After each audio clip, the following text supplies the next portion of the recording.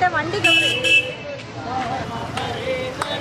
ഹരേ കൃഷ്ണ കൃഷ്ണ കൃഷ്ണ ഹരേ ഹരേ ഹരേ രാമ രാമ രാമ ഹരേ ഹരേ ഹരേ കൃഷ്ണ ഹരേ രാമ രാമ രാമ ഹരേ ഹരേ കൃഷ്ണ കൃഷ്ണ കൃഷ്ണ ഹരേ ഹരേ ഹരേ രാമ രാമ രാമ ഹരേ ഹരേ ഹരേ രാമ രാമ ഹരേ ഹരേ ഹരേ കൃഷ്ണ ഹരേ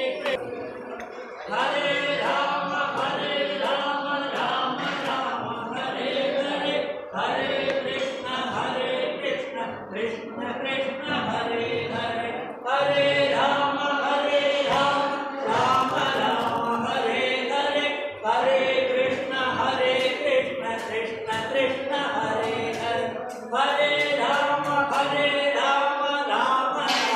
ഹരേ ഹരേ ഹരേ കൃഷ്ണ കൃഷ്ണ കൃഷ്ണ ഹരേ ഹരേ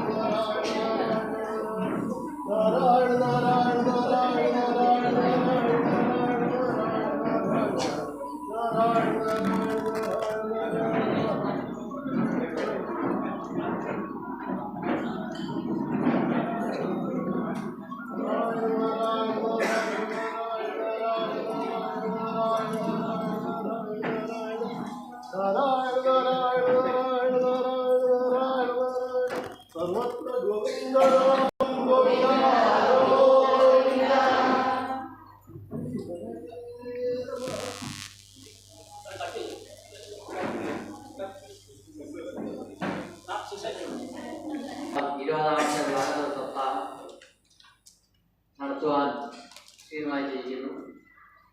ഇന്നത്തെ ദിവസത്തെ നമ്മുടെ വിശിഷ്ട അതിഥിയായ ബ്രഹ്മശ്രീ പെരുകമന ശ്രീ ശ്രീധരൻ നമ്പൂതിരി അദ്ദേഹത്തെ നമ്മുടെ സ്വാഗതവേദി സ്വാഗതം ചെയ്യുന്നു. അതേപോലെ തന്നെ നമ്മുടെ ഉപാചാര്യനായ ശ്രീ സനാതനൻ തിരുമേനി പട്ടാമ്പി അദ്ദേഹത്തെ സ്വാഗതം ചെയ്യുന്നു. അതേപോലെ തന്നെ നമ്മുടെ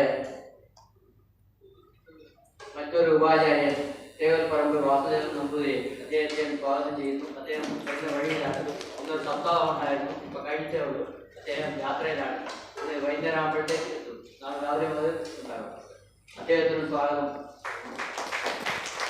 നമ്മുടെ മുഖ്യാചാര്യൻ ശ്രീ പെരുകമന ശ്രീധരൻ നമ്പൂരി അദ്ദേഹത്തെ കുറിച്ച് രണ്ട് വാക്ക് സംസാരിക്കാൻ നമ്മുടെ സെക്രട്ടറിയായ ശ്രീ ശ്രീജിത്തിനെ വേദിയിൽ ക്ഷണിക്കുന്നു. സ്വാമി ശരണമയ്യപ്പൻ.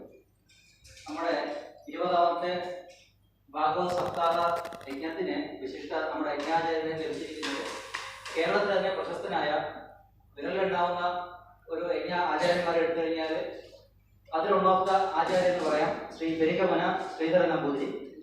അദ്ദേഹത്തെ കുറിച്ച് ഞാൻ ഒരു ബ്രീഫ് ഇൻട്രൊഡക്ഷൻ. കേരളത്തിലെ കണ്ണൂർ ജില്ലയിലെ പയ്യന്നൂർ വടശ്ശേരി വെലിക്കമനില്ലത്ത് ജനിച്ചത്. സ്കൂൾ വിദ്യാഭ്യാസം കണ്ണൂർ ചിറയ്ക്കലായിരുന്നു.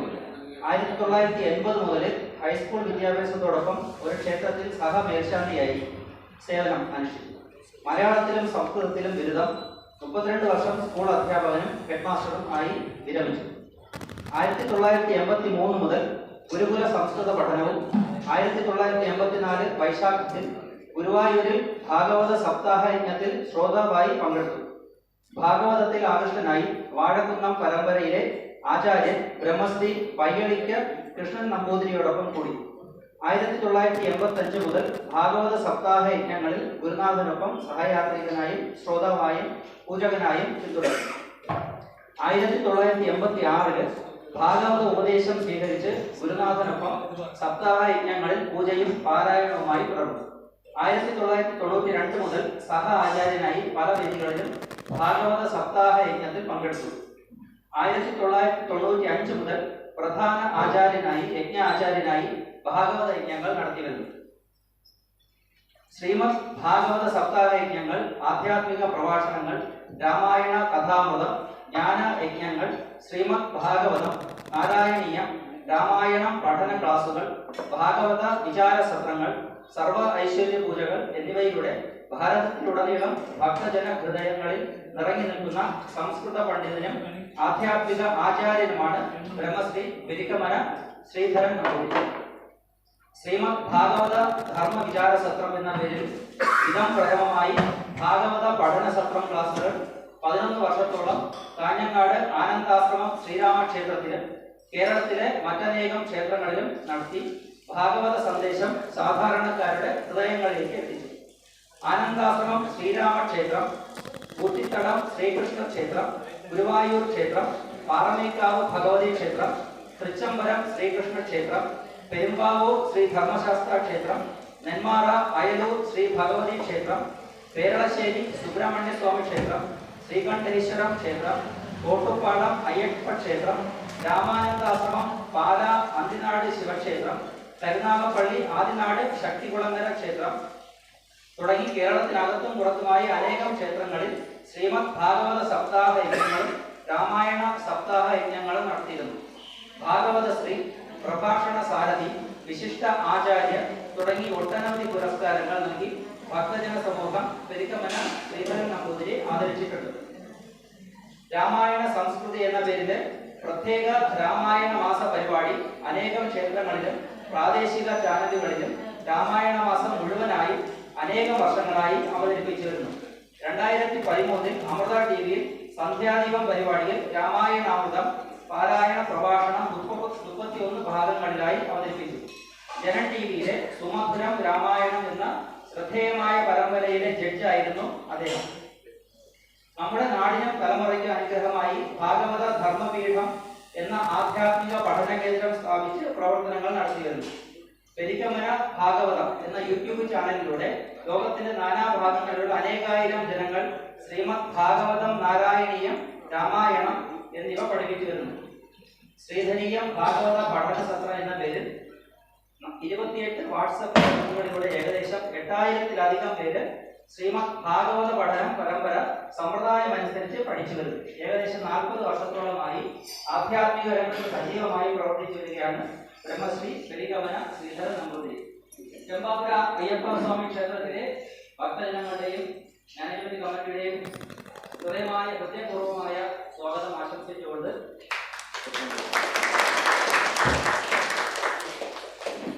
അദ്ദേഹത്തെ കുറിച്ച് ഇൻട്രൊഡക്ഷൻ ചെയ്തു. ഇങ്ങനത്തെ ആചാര്യനെ നമുക്ക് കിട്ടിയത് നമ്മുടെ ഭാഗ്യമാണ്. എല്ലാവരും ഈ അദ്ദേഹത്തിൻ്റെ പ്രവചനം കേട്ട് എല്ലാവരും ദിവസവും വന്ന് അദ്ദേഹത്തിൻ്റെ പാരായണം കേൾക്കണമെന്ന് അഭ്യർത്ഥിക്കുന്നു. ഈ ബാക്കിയുള്ള കാര്യം നമ്മൾ തിരുമേനി പറയുന്നതായിരുന്നു.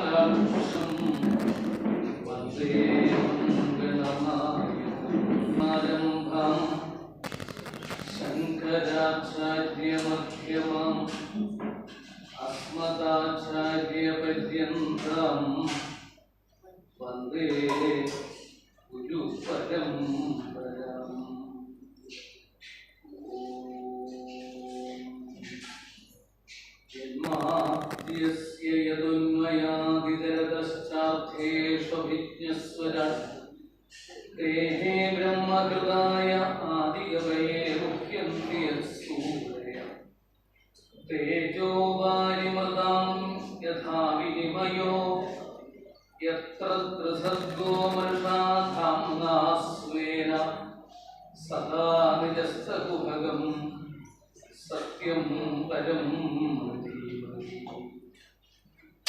धर्मप्रोज्झितकैतवप्रबलमो निर्मत्सराणां सदां वेद्यं वास्तवमत्र वस्तु शिवदं तापत्रयोन्मूलनम् श्रीमद्भागवते महामुनिकृते किं वा वरैरीश्वर सद्यो हृद्यवरुध्यते कृतिः शुश्रूषुभिर्तल्क्षणात् निगमकल्पतरोर्गलितं फलं शुकमुखादमृतद्रवसंयुतं पिबत भागवतं रसमालयम् रघो रसिका भुवि भावुका कलवेरुरव कलाय नील कमलाचुम्बनलम्बडोदिगम्य अडिमोदैवारविन्दमध्ये रमतां मे हृदि देवकीशोर पीताम्बरं करगिराजितचक्रशङ्खकौमोदगी सरसिजं करुणासमुद्रम् राधासहायम् अतिसुन्दरमन्दहासं वातालयेशमनिशं हृदि भावयामि श्री वासुदेवमनिशं हृदि भावयामि श्री गुरुवायूरप्पा शरणं श्री गुरुवायूरप्पा शरणं श्री गुरुवायूरप्पा शरणं हरे नमः स्वामिये शरणमय्यप्पा श्री कृष्ण जय जय श्री रामचंद्र जय जय मूकं करोति वाचालं पंगुं लङ्घयते गिरिं यत्कृपातमहं वन्दे परमानन्दं वन्दे नन्दव्रजस्त्रीणां पादहेणुमभीक्ष्णश यासां हरिकथोल्गीतं पुनादिभुवनत्रयं श्रीगोपिकाभ्यो नमोऽस्तु रामाय रामभद्राय रामचन्द्राय वेधसे रघुनाथाय नाथाय सीतायाः पतये शिवं शिवकरं शान्तं शिवात्मानं शिवोत्तमं शिवमार्गप्रणेतारं प्रणतोऽस्मि सदा शिवम् ॐ नमः शिवाय ॐ नमः शिवाय ॐ नमः शिवाय ॐ नमः शिवाय ॐ नमः शिवाय ॐ नमः शिवाय सर्वमङ्गलमङ्गल्ये शिवे सर्वार्थसाधिके शरण्ये त्र्यम्बके देवी नारायणी नमोऽस्तुते षडाननं कुङ्कुमरक्तवर्णं महामतिं दिव्यमयूरवाहनं रुद्रस्य सूनुं सुरसैर्यं സദാകം ശരണം പ്രപദ്യേ. ഭൂതനാഥ സദാനന്ദ സർവഭൂതദയാവര രക്ഷ രക്ഷ മഹാഭാഗോ ശാസ്ത്രേ തുഭ്യം നമോ നമഃ. കൃഷ്ണായ വാസുദേവായ ദേവകീനന്ദനായ ച നന്ദഗോപകുമാരായ ഗോവിന്ദായ നമോ നമഃ. നമഃ പങ്കജനാഭായ നമഃ പങ്കജമാലിനേ നമഃ പങ്കജനേത്രായ നമസ്തേ പങ്കജംഘ്രയേ. പാലായ നീലവപുഷേ നവകിങ്കിരീകജാലാഭിരാമ ജഘനായ ദിഗംബരായ ശാർദൂലദിവ്യനഖഭൂഷണ ഭൂഷിതായ നന്ദാത്മജായ നവനീതമുഷേ നമസ്തേ. കൈരണ്ടും കൂപ്പി ഞാൻ ബിന്ദുമീരക്കുന്നു നീരജലോചന നിന്നോടായി ഏതീനോ അന്യനെ കുമ്പീടേണ്ടാത്തോരു രീതിയിൽ നീ എന്നെ പാടിക്കുന്നായി. കൃഷ്ണ ഹരേ ജയ കൃഷ്ണ ഹരേ ജയ കൃഷ്ണ ഹരേ ജയ കൃഷ്ണ ഹരേ കൃഷ്ണ ഹരേ ജയ കൃഷ്ണ ഹരേ ജയ കൃഷ്ണ ഹരേ ജയ കൃഷ്ണ ഹരേ. സർവത്ര ഗോവിന്ദനാമ സങ്കീർത്തനം ഗോവിന്ദ ഗോവിന്ദ.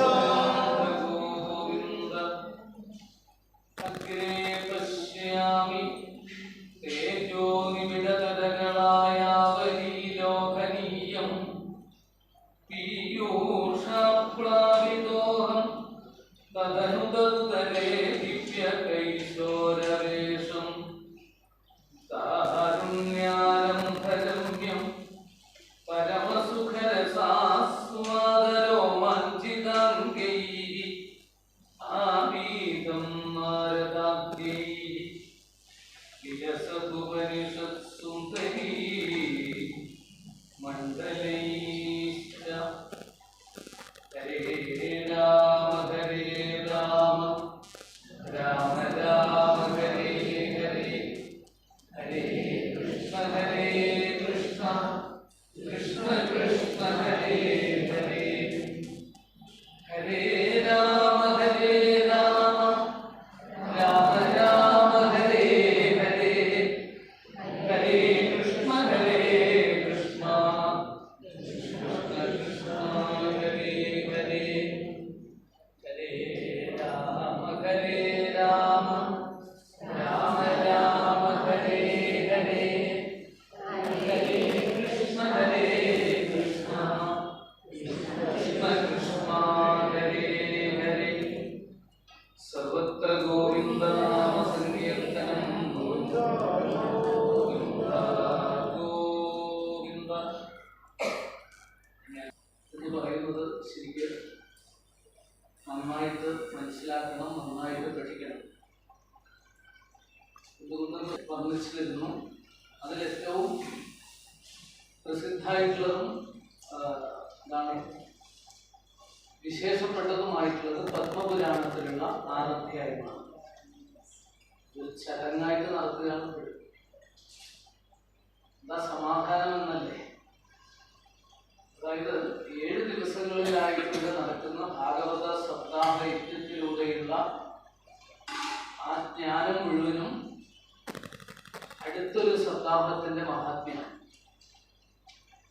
സമാധാനത്തിലാണ്.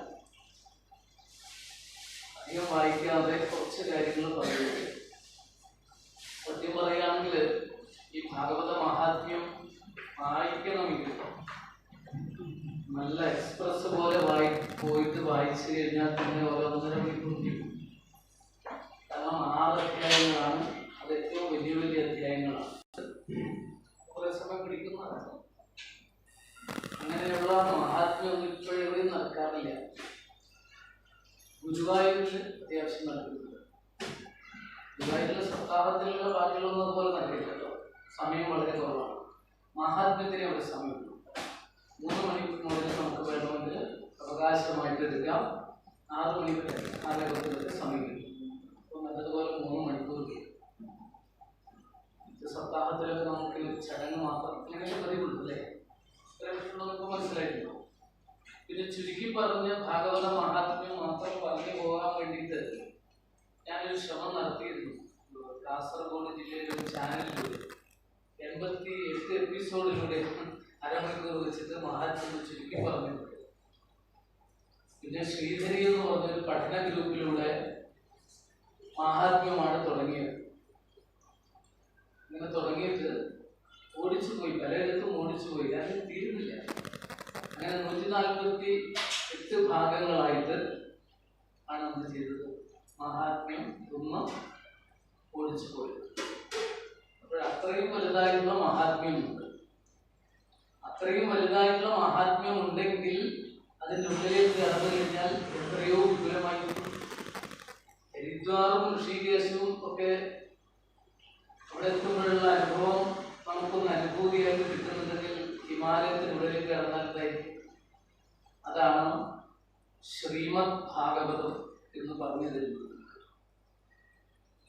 അപ്പൊ അങ്ങനെയുള്ള ഭാഗവതത്തിന്റെ മഹത്വം എന്ന് പറയുന്നത് എന്താണ്? സത്യത്തില് ഈ കലിയുഗത്തില് ഭാഗവത യജ്ഞങ്ങളോ ജ്ഞാനയജ്ഞങ്ങളോ പഠനങ്ങളോ ഇല്ലാത്ത ഒരു ദിവസം പോലും ഇല്ല എന്നുള്ളതാണ് ഭാഗവതത്തിന്റെ ഏറ്റവും വലിയ മഹാത്മ്യം. മറ്റെവിടെ ഇല്ലല്ലോ കേട്ടോ. മറ്റു യുഗങ്ങളിൽ വേണ്ടതുപോലില്ല. ഇന്നങ്ങനെയല്ല. ഇന്നിപ്പോ നമ്മളിവിടെ സപ്താഹം തുടങ്ങുന്നുണ്ടെങ്കിൽ എത്രയോ സ്ഥലങ്ങളിൽ ഇന്ന് സപ്താഹം തുടങ്ങുന്നുണ്ട്. എത്രയോ ഇടങ്ങളിൽ ഇന്ന് 2ാം ദിവസമായിട്ട് ശനിയാഴ്ച തുടങ്ങിയിട്ട്. അതുപോലെ ഇതൊന്നും അല്ലാതെ ഉത്സവത്തിന്റെ ഭാഗമായിട്ടും മറ്റൊക്കെ ആയിട്ട് ബുധനാഴ്ച തുടങ്ങിയ സ്ഥലങ്ങൾക്ക് അപ്പോൾ പലതുമായിട്ടും ശ്രീമദ് ഭാഗവതം എവിടെയെങ്കിലുമായിട്ട് ഉച്ചരിച്ചുകൊണ്ടേയിരിക്കുന്നു, ശ്രവണം നടത്തിക്കൊണ്ടേയിരിക്കുന്നു. ലോകം മുഴുവൻ അങ്ങനെ പറഞ്ഞാൽ മതി. ലോകം മുഴുവനാണ്. ഇപ്പോൾ ഇവിടെ ബാംഗ്ലൂരിലാണ്, കർണാടകത്തിലാണെങ്കിൽ കേരളത്തിലെ എത്രയോ സ്ഥലങ്ങളിൽ, കാനഡയിൽ, വിദേശ രാജ്യങ്ങളൊക്കെ ഇപ്പോഴും നടന്നുകൊണ്ടിരിക്കുകയാണ്. അപ്പൊ ശ്രീമദ് ഭാഗവതത്തിന്റെ പ്രസക്തി ഭക്തിയിലേക്ക് മനുഷ്യനെ എത്തിച്ചുകൊണ്ട് അവരുടെ ഹൃദയത്തെ നിർമ്മലമാക്കാൻ വേണ്ടിയിട്ട്, അലിവുള്ളതാക്കാൻ വേണ്ടിയിട്ട്, അങ്ങനെ ആയിക്കഴിഞ്ഞാൽ മാത്രമാണ് ഹൃദയത്തിലെ മാലിന്യങ്ങളെ കഴുകിക്കളയുവാനും മനസ്സിനെ ശാന്തഭാവത്തിലേക്ക് എത്തിക്കാനും സാധിക്കും. മനസ്സിന് ശാന്തി ഇല്ലെങ്കിൽ എന്തൊക്കെ ഉണ്ടായിരുന്നു കാര്യമില്ല. അശാന്തസ്യ കുതസുഖം. മനസ്സിന് ശാന്തി ഇല്ലെങ്കിൽ എന്തൊക്കെ ഉണ്ടായിട്ട് കാര്യമുണ്ടോ? ഇല്ല. എത്ര വിശേഷപ്പെട്ട വസ്തുക്കൾ ഉണ്ടായാലും അവരവർക്ക് ജീവിതത്തിൽ നേടാൻ പറ്റുന്നതിന്റെ പരമകാഷ്ഠയിൽ എത്തിക്കഴിഞ്ഞാലും മനസ്സിന് ശാന്തിയില്ലെങ്കിൽ ഇതൊക്കെ നിഷ്ഫലമാണ് എന്ന് ശ്രീമദ് ഭാഗവതം പ്രത്യക്ഷമായിട്ട് നമുക്ക് പറഞ്ഞിരുന്നു. ഈ ഉപദേശം നേരിട്ട് പറഞ്ഞു തരാൻ വേണ്ടിയിട്ട് ശ്രീകൃഷ്ണ ഭഗവാൻ നേരിട്ടില്ല കലിയുഗത്തിൽ. 5127 വർഷമായി ഭഗവാൻ പോയിട്ട് അറിയാനുണ്ടാവും. പക്ഷെ ഭഗവാൻ ഒരിക്കലും ഒന്നും പേടിക്കേണ്ടതില്ല. എന്തുകൊണ്ടാണ്? ഭഗവാന്റെ ദിവ്യ പ്രഭാവത്തെ, ചൈതന്യത്തെ ശ്രീമദ് ഭാഗവതത്തിലേക്ക് ലയിപ്പിച്ചിട്ടാണ് ഇവിടുന്ന് പോയത്. പ്രഭാസ തീർത്ഥകരയിൽ വെച്ച്, സോമനാഥന്റെ സമീപത്തുള്ള പ്രഭാസ തീർത്ഥകരയിൽ വെച്ച് ഇത് ചെയ്തിട്ടുണ്ട്. ശ്രീമദ് ഭാഗവതത്തിലേക്ക് തന്റെ ചൈതന്യത്തെ ലയിപ്പിച്ചിട്ടാണ് പോയത്. അന്ന് മുതൽ ശ്രീമദ് ഭാഗവതം വെറും ഒരു പുരാണമല്ല. ഇതെന്താണ്? ഭഗവാന്റെ സ്വരൂപം തന്നെ ഇതിലേക്ക് ലയിച്ചു വാങ്മയി സ്വരൂപമായിട്ട് വന്നു മുതലുണ്ടായി. മറ്റു 17 പുരാണങ്ങള്, പല പുരാണങ്ങളുടെ കഥ പറഞ്ഞു. പക്ഷെ അതിലൊന്നും ഭഗവാന്റെ സ്വരൂപമായിട്ടില്ല.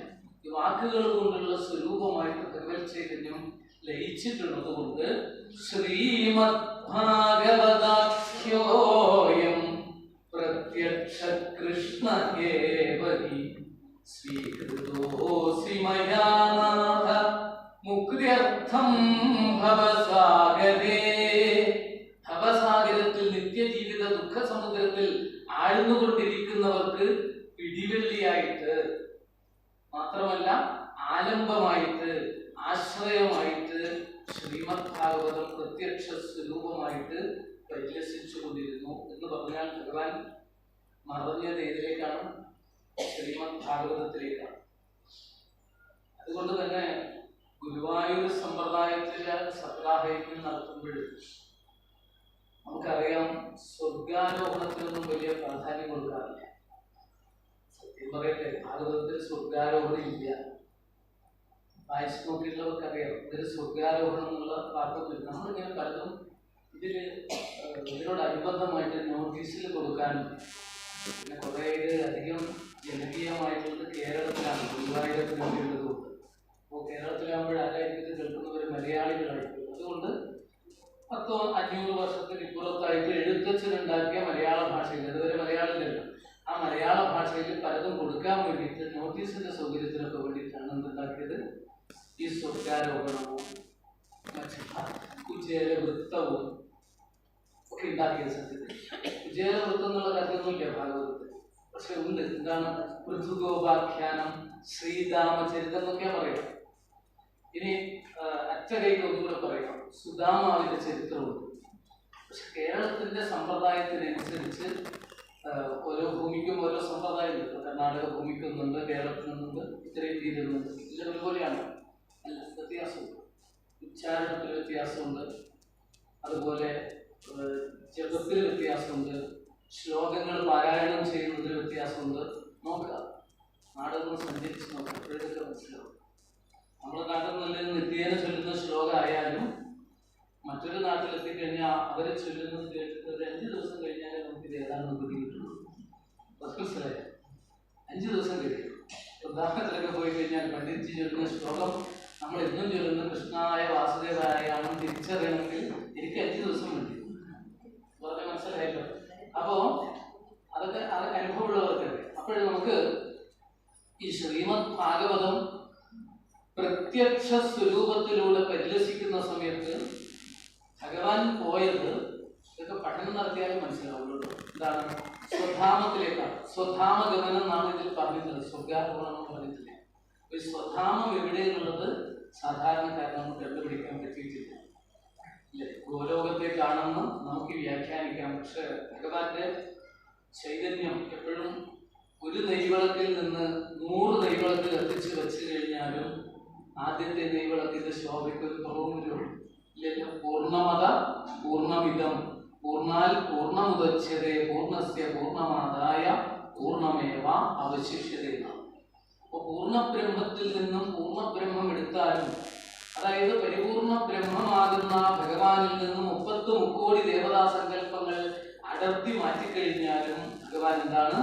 പരിപൂർണതമമായിട്ടാണ്. അതുകൊണ്ടാണ് കൃഷ്ണസ്തു ഭഗവാൻ സ്വയം പൂർണ്ണം ബ്രഹ്മസനാതനം. പരിപൂർണ ബ്രഹ്മം, സനാതന ബ്രഹ്മം തന്നെയാണ് ആ ഭഗവാൻ എന്ന് ബോധ്യപ്പെടുത്തുന്നതാണ് ശ്രീമദ് ഭാഗവതം. എന്നാൽ ഭഗവാന്റെ കൃഷ്ണകഥകളിലൂടെ മാത്രമല്ല, നമ്മൾ ധരിച്ചു വെച്ചിരിക്കുന്നത് ശ്രീകൃഷ്ണന്റെ കഥയാണ് ഭാഗവതത്തിലൂടെ നീളുന്നത്. ആണോ? ഭാഗവതം വായിക്കുന്നവർക്കറിയാം, 4-ാം ദിവസം ഒരു 5 മണിയാവാതെ കൃഷ്ണാവതാരത്തിലേക്ക് ദശമസ്കന്ധത്തിലേക്ക് എത്തുന്നില്ല. ഈ ദശമസ്കന്ധത്തെ അടിസ്ഥാനപ്പെടുത്തിയിട്ടാണ് സാധാരണ പല പല കൃതികളൊക്കെ ഉണ്ടായിട്ടുള്ളത്. കൃഷ്ണഗാഥയായാലും ശ്രീകൃഷ്ണ ചരിതമായാലും മണിപ്രവാളമായാലും മറ്റൊക്കെ ഉണ്ടായിട്ടുണ്ട്. എന്നാൽ ഭാഗവതത്തെ ഉടനീളം കണ്ടുകൊണ്ട് ഉണ്ടാക്കിയിട്ടുള്ള കൃതികളിൽ ഒരുപാടുണ്ട്. ഒന്നാമത് ട്രാൻസ്ലേഷൻസ് ആണ്, തർജിമകൾ, പിന്നെ അതിൻ്റെ ലഘുവിവരണങ്ങളായിട്ട് അതിന് ചുരുക്കി വർണ്ണിച്ചത് എഴുത്തച്ഛനെ പോലുള്ളവർ കിളിപ്പാട്ടായിട്ട് ശ്രീമദ് ഭാഗവതം കിളിപ്പാട്ട് എന്നാണ് പറയുന്നത്. അത് അങ്ങനെ തന്നെ പറയണം കേട്ടോ. അത് ഭാഗവതം എന്നല്ലാതെ പറഞ്ഞിരിക്കുന്നത് നമ്മൾ തെറ്റിദ്ധരിച്ചിരിക്കുക.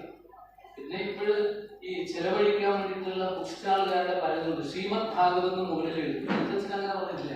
ഭാഗവതം കിളിപ്പാട്ട് എന്നായിരുന്നു. ഒരേ എന്താണ് പറയാ പ്രാധാന്യം കൊടുത്തുകൊണ്ടാണ് ഭാഗവതം കിളിപ്പാട്ട് എന്ന് പറയുന്നത്.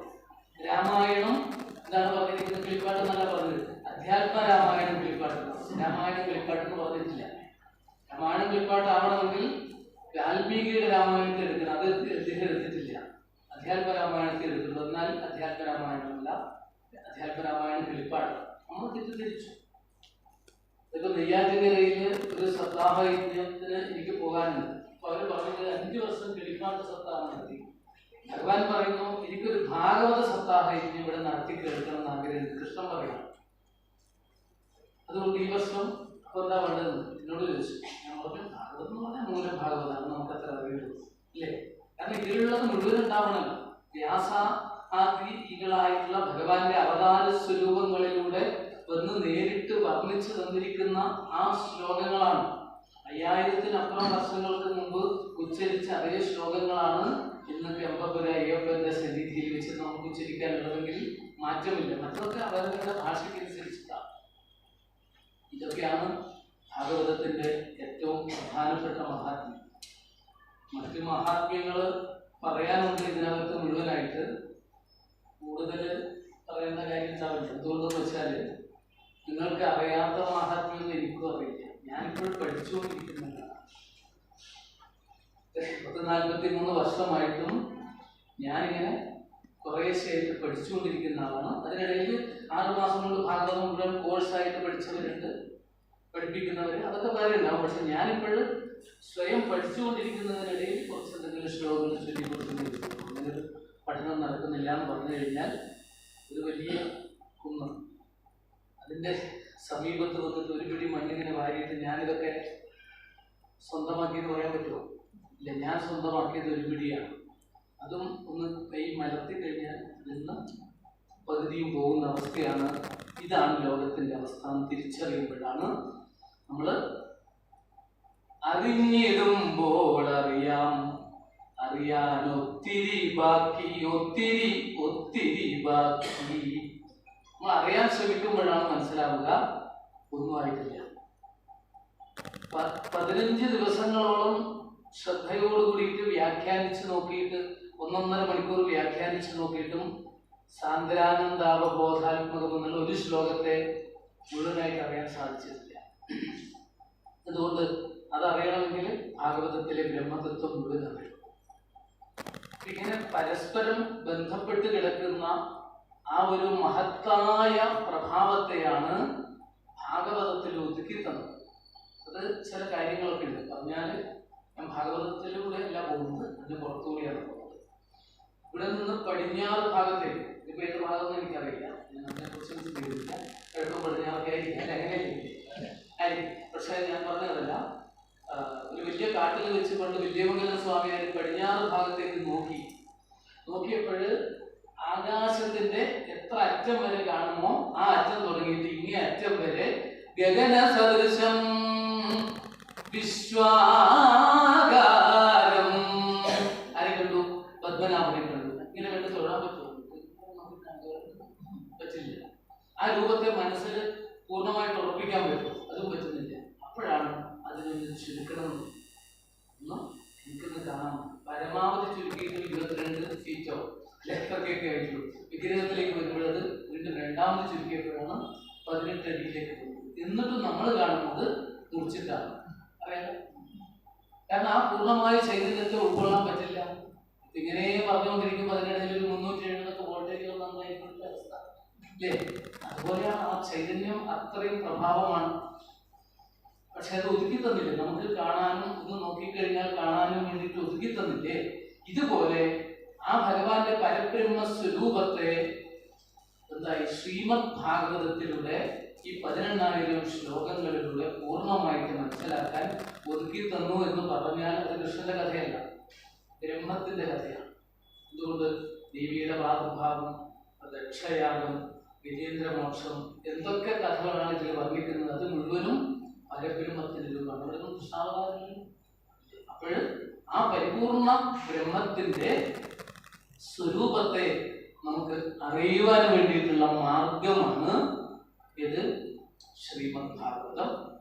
ഇത് മാത്രമല്ല, വ്യക്തമായിട്ട് പറഞ്ഞിട്ടുണ്ട്, ഇതൊക്കെ ശ്ലോകങ്ങളിലൂടെ ചൊല്ലിക്കഴിഞ്ഞാൽ മനസ്സിലാവും. ധർമ്മ പ്രോക്ഷിത കൈതവോത്രപരമോ എന്ന് പറയുന്ന രണ്ടാമത്തെ ശ്ലോകത്തിൽ പറഞ്ഞു ഭാഗവത ധർമ്മം മാർഗമാണ്, ലക്ഷ്യത്തിലേക്ക് എത്താനുള്ള മാർഗമാണ്.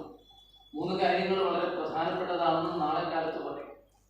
ലക്ഷ്യവും മാർഗവും പ്രയോജനവും ഉണ്ടാവണം. നമുക്ക് ഈ സപ്താഹം നടത്തുമ്പോഴും എന്തുണ്ടാവണം? ലക്ഷ്യമുണ്ടാവണം, മാർഗമുണ്ടാവണം, പ്രയോജനം ഉണ്ടാവണം.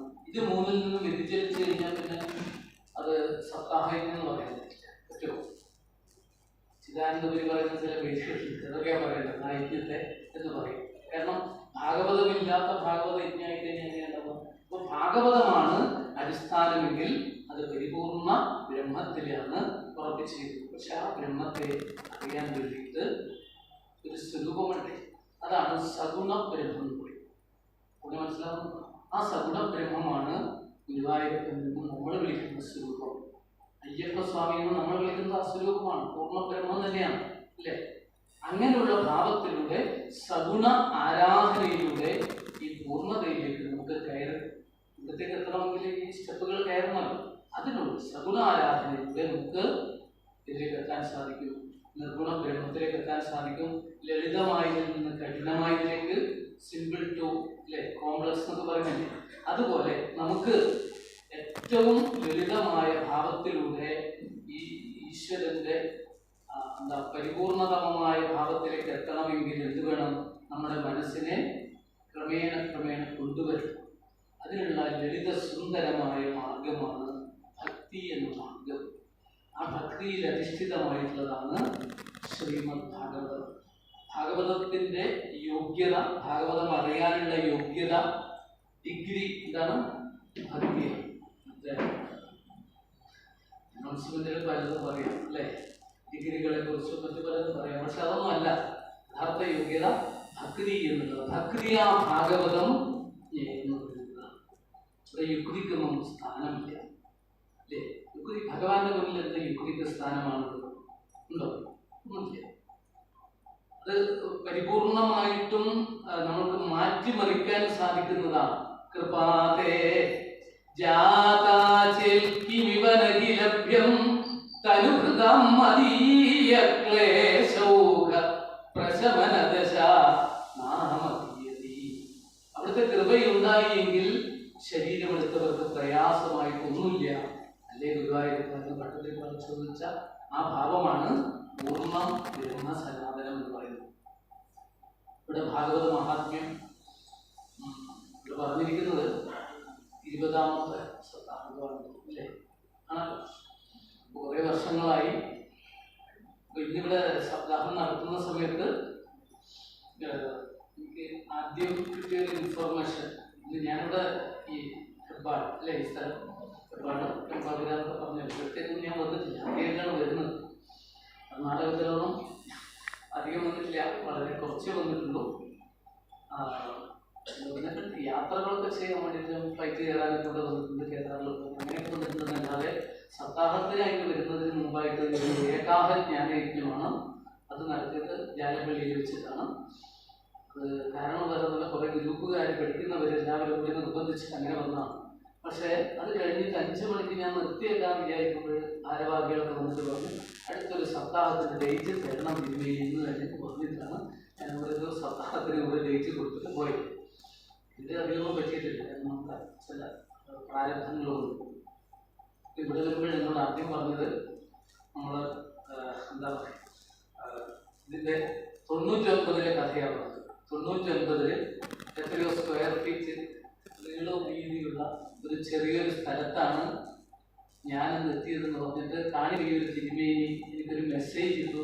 ഞാൻ ഒരിക്കലും പ്രതീക്ഷിച്ചിട്ടല്ല. അദ്ദേഹമായിട്ട് ഞാൻ അങ്ങനെ അധികം സംഭാഷണം പതിവില്ല. ഇടയ്ക്കിടയ്ക്ക് ചില സപ്താഹങ്ങൾ കണ്ടിട്ട് പല ക്ഷേത്രങ്ങളിൽ ഞാൻ പ്രോഗ്രാമിൽ പോകുമ്പോൾ ഇവിടെ കണക്ക് ഒപ്പിക്കാനൊക്കെ വരാറുണ്ട്. ഇത് യാദൃച്ഛികമായിട്ട് ഞാനിങ്ങനെ ഇപ്പോഴും പല സംവിധാനമുണ്ട്. ഇന്നലെ ഇവിടെ തന്നൊരു ആ പത്രം കെട്ടിങ് ഇദ്ദേഹം അയച്ചു തന്നത് ഞാൻ വെറുതെ ഒന്ന് സ്റ്റാറ്റസ് ഇട്ടു. ഞാൻ അറിയാതെ പോകരുതെന്ന് വിചാരിച്ചു ആളുകൾ. എന്നിട്ട് അതിന് മറുപടി കിട്ടിയതാണ് പിന്നീട് ഞാൻ പോയതും ഗോപുരത്തിൻ്റെ കണക്ക് മുതൽ. അപ്പോൾ ആ ഒരു കണക്കിലേക്ക് എത്തിക്കാൻ വേണ്ടിയിട്ട് ഒരുപാട് ഉറപ്പൊഴിഞ്ഞു എന്ന് പറഞ്ഞു. കാരണം ആ ഒരു ചെറിയ സ്ഥലത്തേക്ക് ഇതൊക്കെ എത്തിക്കാൻ വേണ്ടിയിട്ട് അങ്ങനെയുള്ള ഒരു ക്ഷേത്രമാണ്. തികച്ചും ഭക്തിയിലൂടെയുള്ള ഉപാസനയിലൂടെ കുറെ കാലം കൊണ്ട് നേടിയെടുത്ത വലിയൊരു പ്രഭാവമാണ് ഇവിടെ ഇങ്ങനെ ആ ചെയ്തത്. ഇവിടെ ഒരു നിയോഗം പോലെയാണ് ഞാൻ വന്നത്. സത്യത്തില് അതൊരു നിയോഗമാണ്. ഞാൻ ആഗസ്റ്റ് 19 മുതൽ സെപ്റ്റംബർ 2 വരെ വൃന്ദാവനത്തിലേക്ക് ബുക്ക് ചെയ്തിരിക്കുകയായിരുന്നു. ഡേറ്റ് ബുക്ക് ചെയ്തു. അത്യാവശ്യം കുറച്ച് ടിക്കറ്റുകൾ രഹസ്യമായിട്ട് ബുക്ക് ചെയ്തു. ബാക്കിയുള്ളത് 2 മാസമാക്കി ചുരുക്കി ടിക്കറ്റ് എന്നുള്ളതുകൊണ്ട് പിന്നീട് അത് ബുക്ക് ചെയ്യാന്ന് പറഞ്ഞപ്പോൾ എൻ്റെ ചില പ്രാരംഭങ്ങൾ കൊണ്ട് ഞാൻ പെട്ടെന്നത് ക്യാൻസൽ ചെയ്യുക ചെയ്തു. അങ്ങനെ ചെയ്തപ്പോഴാണ് ഈ ഒരു ഡേറ്റിൽ ഇവിടെ വരുന്നത്. അപ്പോൾ നമ്മൾ വിചാരിക്കുന്നതല്ല നടക്കുന്നത്. നാമിങ്ങറിയുവതൽപ്പം എല്ലാം ദൈവ സങ്കല്പം. ഇന്ന് ഈ നിമിഷത്തില് ഇവിടെ ഇരിക്കാൻ ഒരു നിയോഗം ഉണ്ടായിരുന്നു. അറിയാലോ, 88 പേര് 90 പേർക്ക് ടിക്കറ്റ് 4 മാസം മുമ്പ് 6 മാസം മുമ്പ് ബുക്ക് ചെയ്തിട്ട് അവരെയും കൂട്ടി പോകാൻ ഞാൻ അസുഖം വന്നിട്ട് ഹോസ്പിറ്റലിൽ നിന്ന് വന്നിട്ട് 8ാമത്തെ ദിവസമാണ് കഴിഞ്ഞ വർഷം വൃന്ദാവനത്തിലേക്ക് കൈയ്യെടുത്ത് വെച്ചത്. പോകാതിരിക്കാൻ പറ്റില്ല, അത്രയും പേരെ നമ്മൾ തീരുമാനിച്ചു. ഇത് യാദൃച്ഛികമായിട്ടൊരു സംഭവമായിട്ട് ഞാനത് മാറ്റി അതിൻ്റെ ഒരു നിയോഗം എന്നുള്ള നിലയ്ക്കാണ് ഇവിടെ വന്നിട്ട് ഇങ്ങനെ നടക്കാൻ ഇടവന്നത്. ഒരു 20ാമത്തെ സപ്താഹം എന്നൊക്കെയാണ് പറഞ്ഞത്. അത്രയും കാലഘട്ടങ്ങളിൽ ഇവിടെ മഹാത്മാക്കളൊക്കെ ഒന്ന് നടത്തിയതിൻ്റെ ആ സന്നിധിയിൽ ഭഗവാനുമായിട്ട് ഒന്ന് അഭിമുഖമായിട്ട് ഇങ്ങനെ ഇരിക്കാനും കുറച്ച് കാര്യങ്ങൾ പറയാനുള്ള നിയോഗം ഉണ്ടായെന്ന് മാത്രമാണ് ഇപ്പോൾ കണക്കാക്കാനുള്ളത്. ഈ മഹാത്മ്യം തന്നെയാണ് നാളെയും പറയുന്നത്. പരീക്ഷത്തിന്റെ കഥയാണ് മഹാത്മ്യത്തിൽ 1ാമത്തെ കഥ. പരീക്ഷത്ത് മഹാരാജാവിന് ഇല്ലാത്ത സൗഭാഗ്യങ്ങളൊന്നുമില്ല. അന്നത്തെ ഭാരത ചക്രവർത്തി എന്ന് പറയാം. ഇന്നത്തെ ഭാരതമൊന്നുമല്ല. ഇന്ന് മുറിച്ച് സൗകര്യം പോലെ ഒരാൾക്കും വിറ്റിട്ടും കൊടുത്തിട്ടും കഴിഞ്ഞിട്ടുള്ള ഭാരതമാണ് ഇന്നത്തെ ഇന്ത്യ എന്ന് പറയുന്നത്, അല്ലേ? നമ്മുടെ പേര് ഭാരതം. അന്ന് ഇതൊന്നുമല്ല. കൈലാസത്തിലേക്ക് പോകാൻ ഇന്നത്തെ പോലെ 2.25 ലക്ഷം രൂപയോ പാസ്പോർട്ടോ വിസയോ ഒന്നും വേണ്ടാത്ത കാലഘട്ടമാണ്. ബദരീനാഥും നടന്നിട്ട് പോയിട്ടുള്ള സ്വാമിയെ ഞാൻ കണ്ടിട്ടുണ്ട്. ദൈവസമാധിയെ പുറത്തൂരുണ്ടായിരുന്നു ബദരീനാഥ്. അദ്ദേഹം പറയും ഈ കാര്യം കൊണ്ട് ബദരിയിൽ നടന്നു പോകാൻ പറയുന്നത്. അങ്ങനെയുള്ളൊരു കാലഘട്ടത്തിൽ ഉള്ള ഭാരതത്തിന്റെ സമ്പത്തിനും അധികാരത്തിനും പരമകാഷ്ഠയിൽ നിൽക്കുന്ന പരീക്ഷത്ത് മഹാരാജാവാണ് ഇതുണ്ടായത്. ഒരു ദിവസം ഉച്ചയോടുകൂടി, സുപ്രഭാതത്തിലല്ല, ഉച്ചയോടുകൂടി കാട്ടിലെത്തി ദാഹജലത്തിനായിട്ട് അന്വേഷിച്ച് നടന്നു. അപ്പോഴാണ് ഒരാശ്രമം കൊണ്ടും സമാധാനമായി ഒരു സന്യാസിനി ഇരിക്കുകയാണ്. നേരെ ചെന്നു, തന്നെ മാനിക്കും, വിളിച്ചിരുത്തു. എന്താ വേണ്ടതെന്ന് ചോദിക്കുന്നൊക്കെ വിചാരിച്ചു.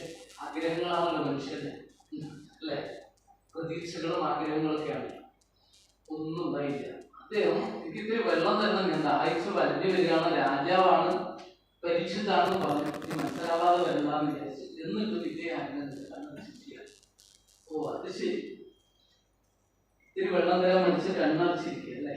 കാട്ടിത്തരാം. തെറ്റിദ്ധാരണകൾ മനുഷ്യന് പെട്ടെന്നാണല്ലോ വരിക. പിന്നീടാണ് അയ്യോ അല്ലേ, ഞാൻ തെറ്റിദ്ധരിച്ചു പോയി. അങ്ങനെ എത്രയോ അനുഭവങ്ങളുണ്ട്. നമ്മൾ പെട്ടെന്ന് തെറ്റിദ്ധരിക്കും. എന്നിട്ട് അത് പ്രഖ്യാപിച്ചു കഴിഞ്ഞാൽ പിന്നെ നമുക്ക് തിരിച്ചെടുക്കാൻ പറ്റില്ല. അദ്ദേഹത്തിന് ഉടനെ തന്നെ തോന്നി, ക്രോധാകാരനായി. കാമം സാധിക്കാതെ വരുമ്പോൾ അദ്ദേഹത്തിന് അനുജം വരുന്ന പറയാം. അതാണ് കാമാനുജൻ എന്നാ പറയുക. നാട്ടിൽ നമ്മുടെ നാട്ടിൽ തന്നെ കാമാനുജൻ എന്ന് പറഞ്ഞാൽ ക്രോധം. അത് പുറത്തേക്ക് വന്നു.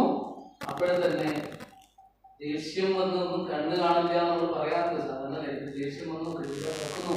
ക്രോധാത്ഭവതി സമോഹ സമോഹാൽ സ്മൃതിഭ്രമ സ്മൃതിഭ്രംശാൽ ബുദ്ധിനാശോ ബുദ്ധിനാശാൽ പ്രണശ്യതി എന്ന് പറയുന്നത്. ആ ഒരു അവസ്ഥയിൽ എത്തി. ഒന്നും കാണുന്നില്ല.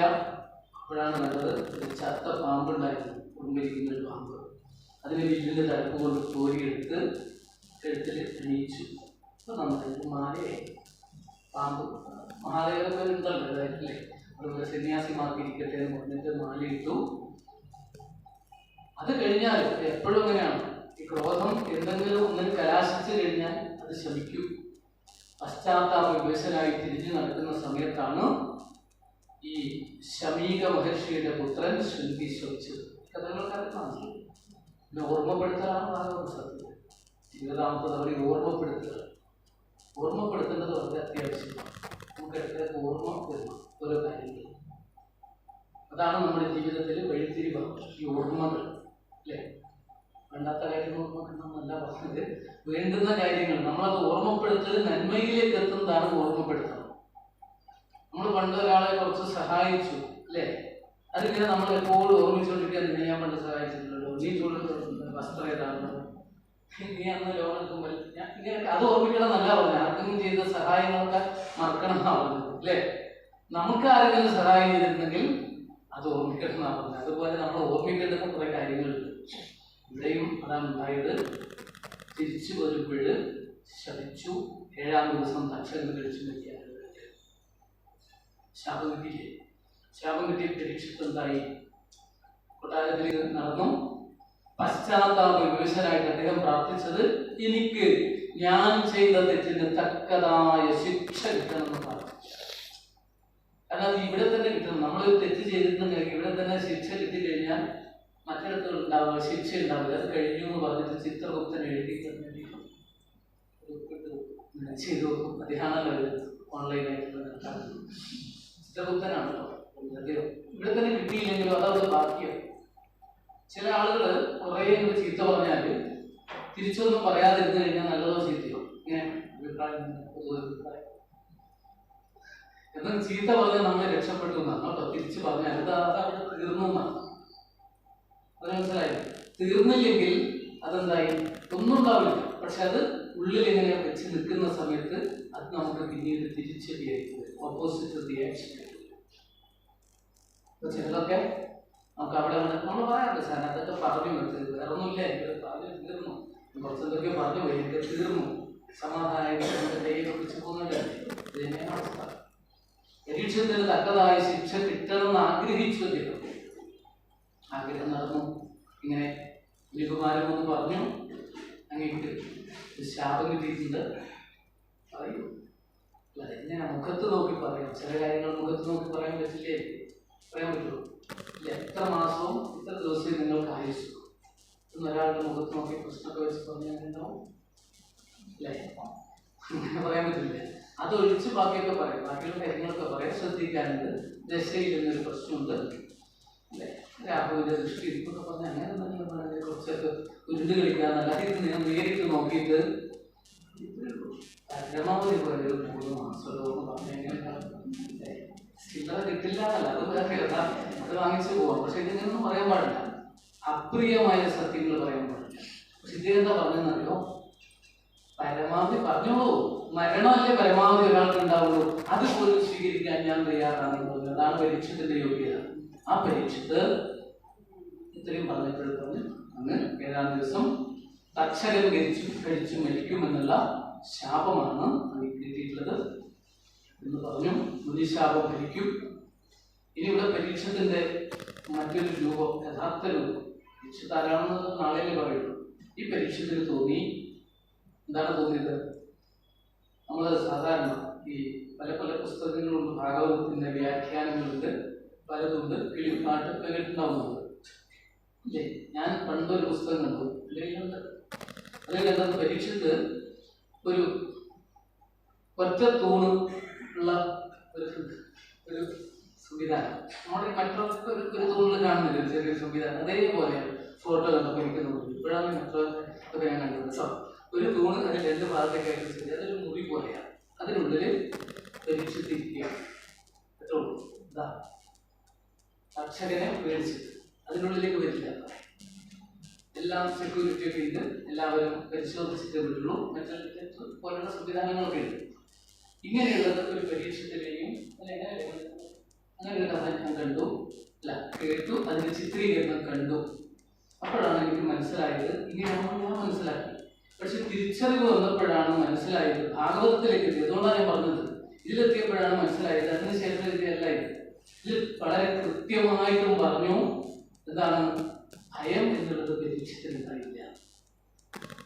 മരിക്കുന്നുള്ള ഭയമല്ലേ? ഇല്ലാത്തതുകൊണ്ടാണല്ലോ മരണമല്ലേ എനിക്ക് വരാനുള്ളത്, ഞാൻ സ്വീകരിക്കാൻ തയ്യാറാണെന്ന് പറഞ്ഞു. 7-ാം ദിവസം ദർശനം കഴിച്ച് മരിക്കുന്നു പറഞ്ഞപ്പോൾ ഇദ്ദേഹം ചിന്തിച്ചെന്താണെന്നറിയോ?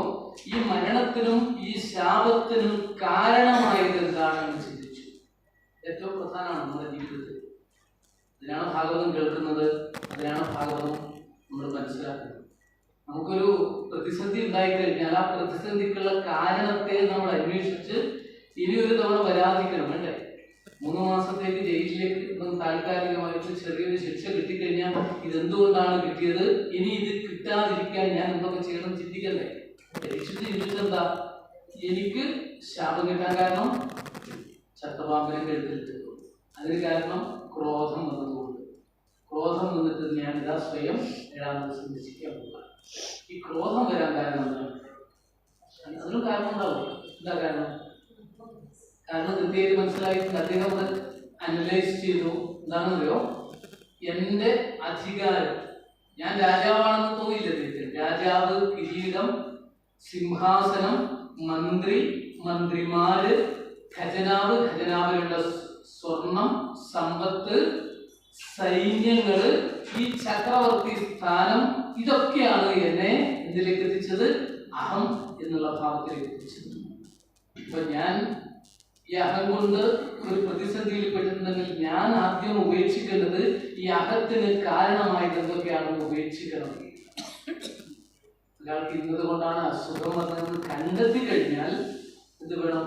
നിങ്ങൾ ഇന്നത് ഉപേക്ഷിക്കണം എന്ന് പറയാറില്ലേ? അത് ഉപേക്ഷിക്കാതെ കണ്ട് നമ്മൾ എന്തൊക്കെ ചെയ്തിട്ട് കാര്യമുണ്ടോ? പരീക്ഷത്ത് ആദ്യം ചെയ്തത് അതിനെ മുഴുവൻ ഉപേക്ഷിച്ചു. അതിനെന്ന് പറഞ്ഞാൽ രാജ്യം, സ്വത്ത്, സമ്പത്ത്, ബന്ധുബലം, വേണ്ടപ്പെട്ടതൊക്കെ, സിംഹാസനം എല്ലാം നിഷ്പ്രയാസം ഉപേക്ഷിച്ചുകൊണ്ട് ഗംഗാനദിയുടെ തീരത്തേക്ക് പോവുകയാണ് ചെയ്തത്. അല്പം പോലും സമയം കളയാനില്ല. ഒരാഴ്ചത്തെ ആയുസ്സല്ലേ? ഈ ആയുസ്സിനിടയിൽ ഞാൻ എന്ത് ചെയ്യണം, എന്ത് കേൾക്കണം, എങ്ങനെ ഭംഗിയായിട്ട് ഈ ഒരാഴ്ചത്തെ ആയുസ് തീർക്കാം. നമുക്ക് എങ്ങനെ വേണമെങ്കിലും തീർക്കാം. ഒരു കൊല്ലം കളയണമെങ്കിൽ ബുദ്ധിമുട്ടൊന്നുമില്ല, അല്ലെ? എങ്ങനെ വേണമെങ്കിലും ഭംഗിയായിട്ട് നമുക്ക് തീർക്കാം. അല്ലെങ്കിൽ 3 മാസം കഴിച്ചിട്ട് 1 വർഷം തീർക്കാം, ഒരു ജന്മം കഴിച്ചു കൂട്ടാം, അല്ലേ? എന്നിട്ട് ഓരോരുത്തരുടെ ജന്മം നമ്മൾ കാണുന്നുണ്ട്. എന്തൊക്കെയോ കാട്ടി പലതും കഴിച്ച്, അല്ലേ, ഒരു ദിവസം പോകും. എന്നാൽ എങ്ങനെ ഒരു ദിവസം ഭംഗിയായിട്ട് തീർക്കാൻ സാധിക്കുമെന്ന് പരീക്ഷിച്ചത് ചെയ്തു. അപ്പോൾ തന്നെ ആലോചിച്ചു. എല്ലാം ഉപേക്ഷിച്ച് ഗംഗാതീരത്ത് ചെന്നു. ഗംഗയുടെ തെക്കേക്കരയിൽ കിഴക്കോട്ട് അഗ്രമായിട്ട് ദീർഘവിരിച്ച് വടക്കോട്ട് മുഖമായിട്ടിരുന്നു. അതാണ് പ്രണയോപദേശം. മരണം വരെയും ജലപാനം പോലും ഇല്ല. സാധാരണ എന്താണ്? മരിക്കാൻ കിടക്കുന്നവർക്ക് കൊടുക്കുക, വെള്ളം കൊടുക്കുക, സ്പൂണിലോ കുറച്ചായിട്ടോ. ആശുപത്രിയിലാണ് കുപ്പി തല തിരിച്ചിട്ടിട്ട്, അല്ലേ, അങ്ങനെയൊക്കെ കൊടുക്കും. പക്ഷെ ഇതൊന്നുമില്ലാതെ മരണം വരെയും ജലപാനം പോലുമില്ലാതെ ശരണാഗതനായി ഭഗവാനെ ആശ്രയിച്ചു പരീക്ഷിച്ചു എന്നുള്ളതാണ് അദ്ദേഹത്തിന്റെ യോഗ്യത. ഈ സമയത്താണ് ഋഷീശ്വരന്മാർക്കും യോഗ്യന്മാരായിട്ടുള്ള സന്യാസിമാർക്കൊന്നും മറുപടി പറയാൻ പറ്റാത്ത സാഹചര്യത്തിലാണ് ശുഗബ്രഹ്മഋഷി വ്യാസപുത്രൻ 16 വയസ്സുള്ള ശ്രീനാരായണന് കാന്തിയോട് കൂടിയിട്ടുള്ള ശുഗബ്രഹ്മഋഷി ഇവിടെ എതിർച്ചയായെന്ന് നമുക്ക് പറയാം. പക്ഷെ കരുതിക്കുട്ടി തന്നെയാണ്. എവിടെ എത്തണമോ അവിടെ എത്താൻ സാധിക്കും. അങ്ങനെയാണ് ശുഗബ്രഹ്മഋഷി എത്തുന്നു. അഭിമുഖമായി ഇരുന്നുകൊണ്ട് പരിഭ്രമില്ലാതെ ഗംഗാതീരത്ത് നമ്മൾ പറഞ്ഞ കഥകൾ കേട്ടോ, ഗർഭവിരിച്ചുകൊണ്ട് ഗംഗയുടെ ആ മണലിലാണ് ഇരിക്കുന്നത്. അദ്ദേഹത്തിന് പരിഭ്രമമില്ല. ഇനി മരണം വരെ എനിക്ക് മറ്റൊന്നും ആവശ്യമില്ല. ശരണം ശരണം ശ്രീധര ശ്രീധര പാലയ പാഹിമാം മരണം വരെയും തവ തിരുനാമം മനമിതിലരുളുക കൗതുകം. എനിക്ക് മരണം വരെ മറ്റൊന്നും ആവശ്യമില്ല. വിഷ്ണുഗാഥ, ഭഗവാന്റെ കീർത്തനങ്ങളും നാമങ്ങളും പാടിക്കൊണ്ട് എൻ്റെ മരണ സങ്കടത്തെ ഇല്ലാതാക്കുക. നല്ലത് ഉണ്ടെങ്കിൽ നാം പറഞ്ഞിട്ടുണ്ട്. ഈ കഥ മാത്രമേ വേണ്ടതുള്ളൂ. ഇത് ഇവിടെയാണ് ശ്രീമദ് ഭാഗവതം ഉടലെടുക്കുന്നത്. പരീക്ഷത്തിന്റെ ഈ ഒരു വിഷാദാവസ്ഥയിൽ നിന്ന് ഉടലെടുത്തതാണ് ഭാഗവതം. നമുക്ക് ഈ കിട്ടുന്ന രീതി സപ്താഹയജ്ഞ രൂപത്തിൽ കിട്ടിയത്. ഇതിന് മുമ്പുള്ള എടുത്തതോ അതൊരു വലിയ വ്യാസന്റെ വിഷാദ യോഗത്തിൽ ഞാൻ അതിനു മുമ്പോ അറിയോ ബ്രഹ്മാവിന്റെ വിഷാദ യോഗത്തിൽ അറിയുള്ളൂ. സൃഷ്ടിയുടെ ആരംഭത്തിൽ ഒരു താമരയിൽ അങ്ങോട്ടും ഇങ്ങോട്ടും മാറിക്കൊണ്ട് പരിഭ്രമിച്ചുകൊണ്ടിരിക്കുന്ന സമയത്ത് ഭഗവത്ഗീതനായ ബ്രഹ്മാവിനാണ് ആദ്യത്തെ ഭാഗവതം. അതെത്ര ശ്ലോകം? 4 ശ്ലോകമായിട്ട് ഉപദേശിച്ചു. ഇന്നത് പടർന്ന് പന്തലിച്ചു.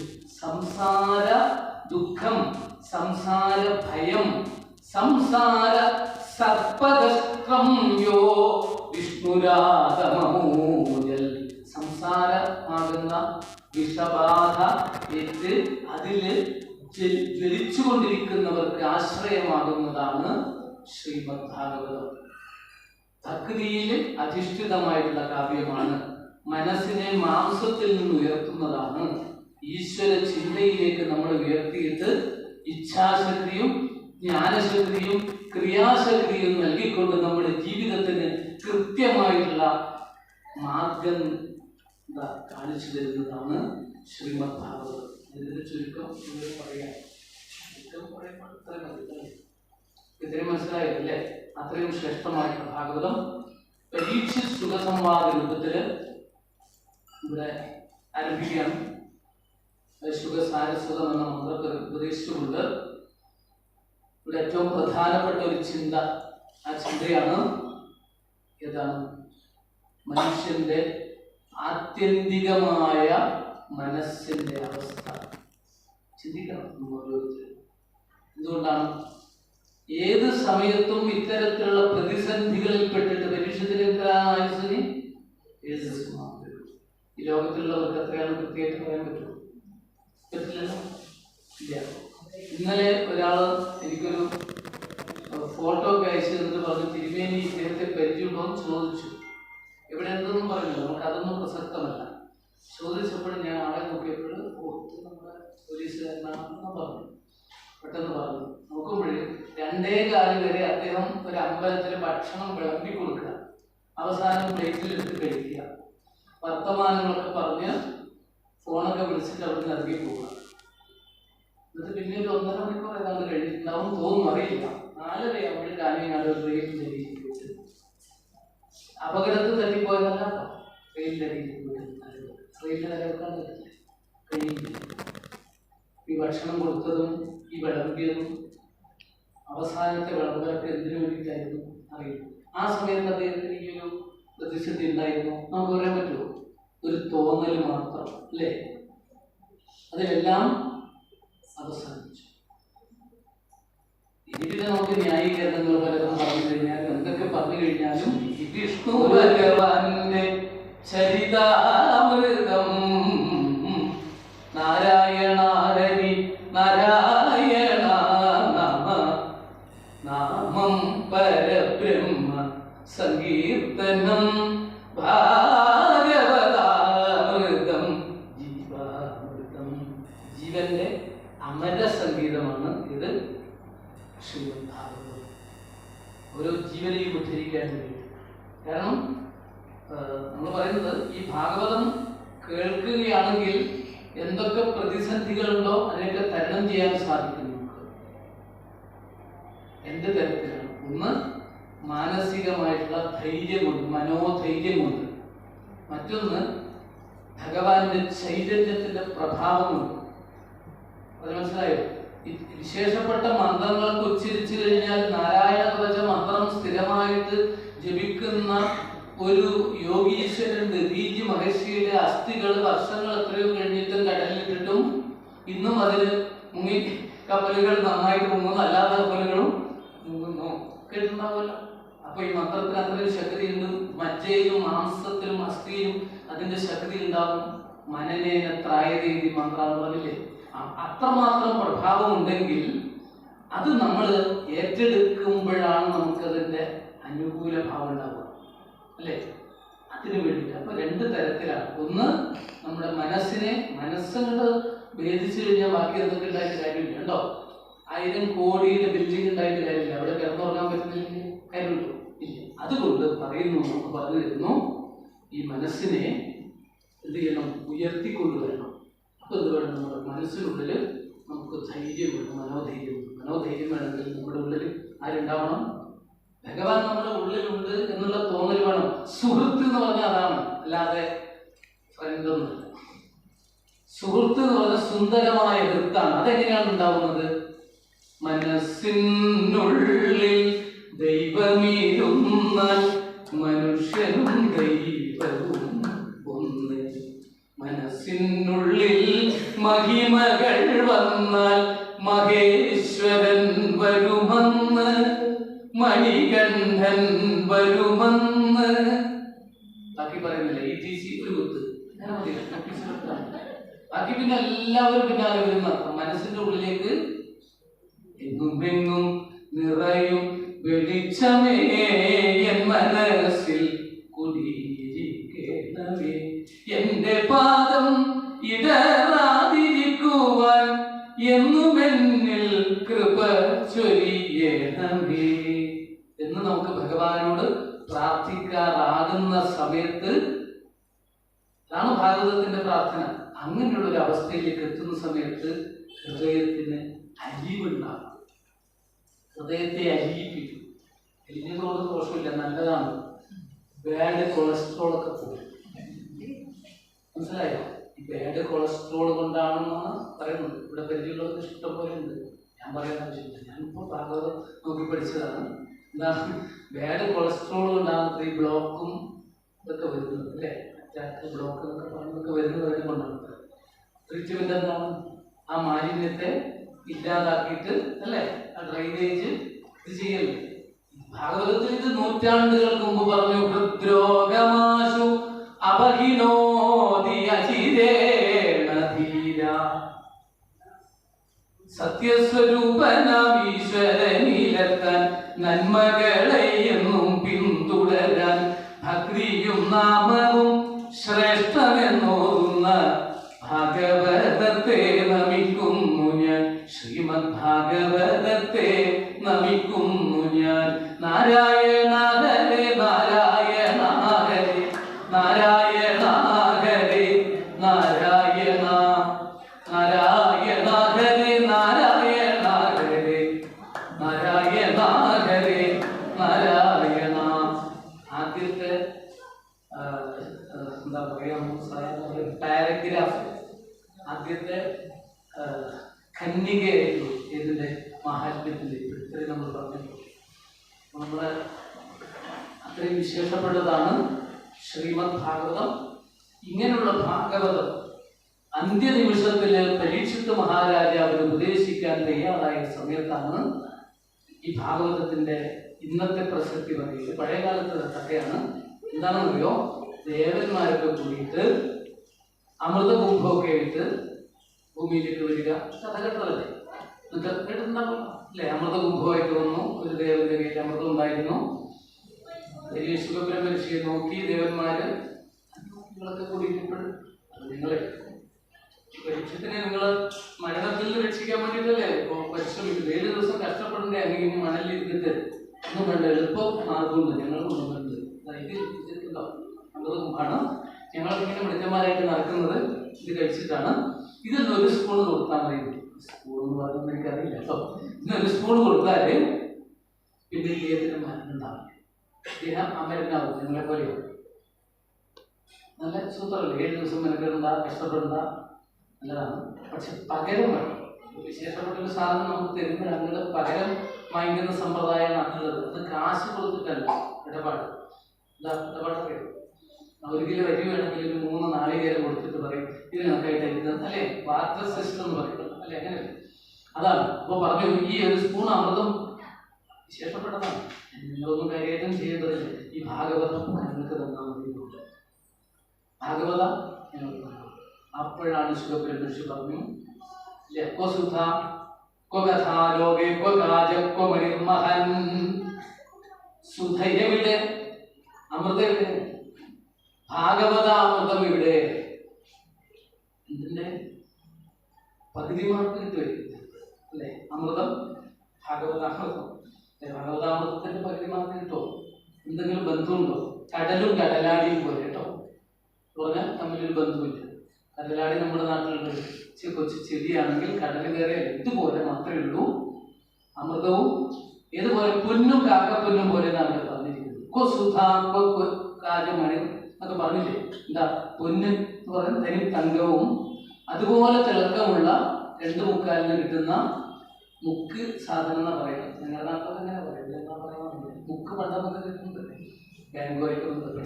അതുപോലെ ആ മുക്കിന്റെ സാധനം തമ്മിൽ എങ്ങനെയാണ് പറയുക? വല്ല ബന്ധമുണ്ടോ? ഒന്നുമില്ല. തിളക്കൊണ്ട് തന്നെ ഇതുപോലെയാണ് നിങ്ങളുടെ അമൃതവും ഞങ്ങളുടെ ഭാഗവതാമൃതവും. അഭിമാനത്തോടെ പറയാണ്. അതുകൊണ്ട് ഇത് ദേവലോകത്തേക്ക് കിട്ടുന്നതല്ല. ഇത് പരീക്ഷത്തിന് കൊടുത്താൽ പരീക്ഷത്ത് മാത്രമല്ല രക്ഷപ്പെടുക എന്ന് അന്ന് പറഞ്ഞിട്ടുണ്ടായിരുന്നു. അന്ന് പരീക്ഷത്തല്ല രക്ഷപ്പെടുക എന്ന് പറഞ്ഞതിന്റെ അർത്ഥം ഇപ്പൊ മനസ്സിലായോ?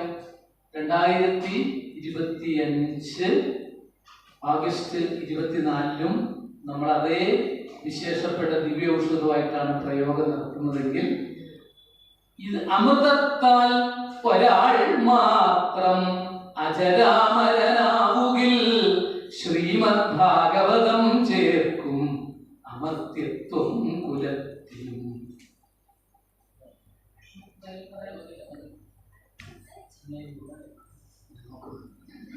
അതായത് നമ്മള് ഭാഗവതാമൃതത്തിന്റെ യോഗ്യതയാണ് പറഞ്ഞത്. ഭാഗവതാമൃതം അത്രയും ശ്രേഷ്ഠമായിട്ടുള്ളതാണ്. അന്ന് ഒരു വിശേഷം ദേവന്മാർക്ക് കിട്ടാത്തൊരു വസ്തുവായിട്ട് മാറിയത് ഭാഗവതം. ഇനി ഞാൻ 2 പോയിന്റ് കൂടി മനസ്സിലാക്കാം. നമുക്ക് ദേവന്മാർക്ക് കിട്ടാത്ത വസ്തു എന്ന് ചോദിച്ചാൽ ഓപ്ഷൻസ് ഒന്നും കിട്ടില്ല. മനസ്സിലായോ? പ്രശ്നോത്തരി എത്രയൊക്കെ ഉണ്ടാകുമ്പോൾ ഓപ്ഷൻ കൊടുക്കാറുണ്ട്. ഇവിടെ അതൊന്നുമില്ല. ഇതുകൊണ്ട് ഒന്നേ ഉള്ളൂ, ദേവന്മാർക്ക് പോലും കിട്ടാത്ത വസ്തു. ഭാഗവത മഹാത്മ്യം വായിച്ചവരുന്നല്ലോ അല്ലെ? സുരാനാമപി ദുർലഭ. ഏതാണ്? ഒറ്റത്തരയുള്ളൂ. ശ്രീമദ് ഭാഗവതീ വാർത്ത സുരാനാമപി ദുർലഭ. ദേവന്മാർക്ക് പോലും കിട്ടാത്ത വസ്തു ഒന്നേ ഉള്ളൂ എന്ന് പറഞ്ഞാൽ ബാക്കി എല്ലാം ദേവന്മാർക്ക് കിട്ടും. ഇപ്പോൾ ഓൺലൈനെല്ലാം കിട്ടുന്ന പറഞ്ഞില്ലേ? അതുപോലെ അന്ന് ദേവന്മാർക്ക് എന്ത് വേണമെങ്കിലും, ഭൂമിയുള്ളത് എന്ത് വേണമെങ്കിലും ദേവന്മാർക്ക് കിട്ടും. നമുക്കിപ്പോഴും അത് ഏതാണ്ട് കിട്ടാൻ തുടങ്ങിയില്ലേ? കിട്ടുന്നില്ലേ? പല്ലിലൊക്കെ ഒന്നുമില്ല. ഇത്രയേ ഉള്ളൂ. അവിടെ ഇങ്ങനെ വാതിൽ തുറക്കുമ്പോഴേക്കും അവിടെ എത്തി. ഇപ്പൊ കിട്ടുന്ന കാലഘട്ടമല്ലേ? പണ്ട് ഇത് പറഞ്ഞാൽ മനസ്സിലാവുന്നില്ല. അങ്ങനെയുള്ള ഒരു കാലഘട്ടമാണെങ്കിലും ഒരു കാര്യം ഓർമ്മിക്കുക, എല്ലാം കിട്ടും. ബാംഗ്ലൂരിൽ കിട്ടും, ഇപ്പൊ നാട്ടിലും കിട്ടും, എല്ലായിടത്തും കിട്ടും, എന്ത് വേണമെങ്കിലും കിട്ടും. പക്ഷെ ഒരു 100 ഗ്രാമിന്റെ ചെറിയ പാക്കറ്റ് ആ ഹൈപ്പർ മാർക്കറ്റിൽ പോയിട്ട് എടുത്തുകൊണ്ട് ഇതിന്റെ മനസമാധാനത്തിന്റെ പാക്കറ്റ് കിട്ടുമോ? അന്വേഷിച്ച് നോക്കുമോ? അടുത്തുള്ള സ്ഥലത്തൊക്കെ പോയിട്ട് അന്വേഷിച്ച് നോക്കും. കിട്ടില്ല. ഒരുപാട് നോക്കിയിട്ടും ഇത് കിട്ടുന്നില്ല. ഓൺലൈൻ അടിച്ച് നോക്കിയിട്ടും കിട്ടുന്നില്ല. എന്താണ് അതിനുള്ള മാർഗം? മനഃശാന്തിക്കുള്ള മാർഗം അത് നമ്മുടെ ആചാര്യന്മാര് പറഞ്ഞ ഉപദേശങ്ങളിലേക്ക് തിരിയുക മാത്രമേ മാർഗമുള്ളൂ.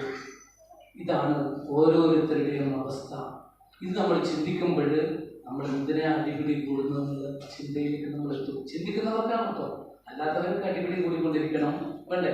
തമ്മിൽ അടുപ്പിക്കേണ്ടവർക്ക് തമ്മിൽ അടുപ്പിച്ച് ഗുണം കിട്ടുന്നത് ചെയ്തുകൊണ്ടിരിക്കണം. പക്ഷെ ചിന്തിക്കുന്നവർക്ക് ഇനി നാളത്തെ അവസ്ഥ എന്താണ് എന്ന് ചിന്തിക്കുമ്പോഴാണ് ഇന്നുള്ള ഓരോ നിമിഷവും ജാഗ്രതയോടുകൂടിയിരിക്കുക. അപ്പോഴും നമ്മൾ പരമാവധി അടി കൊടുത്തിട്ട് രാത്രി വരെ കഴിയണം എന്നല്ല ചിന്തിക്കേണ്ടത്.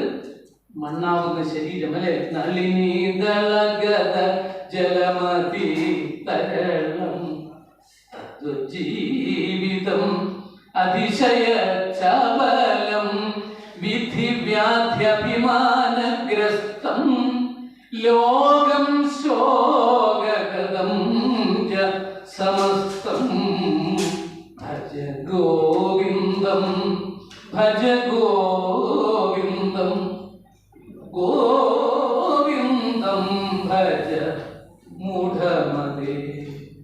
സംസ്കൃതവും സകലതും കലക്കി കുടിച്ച് സകല ശാസ്ത്ര പുരാണങ്ങളും ഇന്ന് കാണുന്ന സ്തോത്രങ്ങളും വ്യാഖ്യാനങ്ങളും മുഴുവനും ഈ ചുരുങ്ങിയ 32 വയസ്സിനുള്ളിൽ എഴുതിയുണ്ടാക്കിയിട്ട് ഇന്ന് നമുക്ക് ഇത്രയും വാഹനങ്ങളും സൗകര്യങ്ങളും ഹെലികോപ്റ്റർ ഉണ്ടായിട്ടും കേദാറിലും ബദരിയിലും എത്തിപ്പെടാൻ പറ്റാത്ത സ്ഥലങ്ങളിൽ അന്ന് നടന്ന് ഈ സംവിധാനങ്ങളൊക്കെ ഉണ്ടാക്കിയ ശങ്കരാചാര്യ ശിഷ്യന്മാരോട് പറഞ്ഞത് ഡബിൾ എം എ ഉണ്ടായത് കൊണ്ട് കാര്യമില്ല.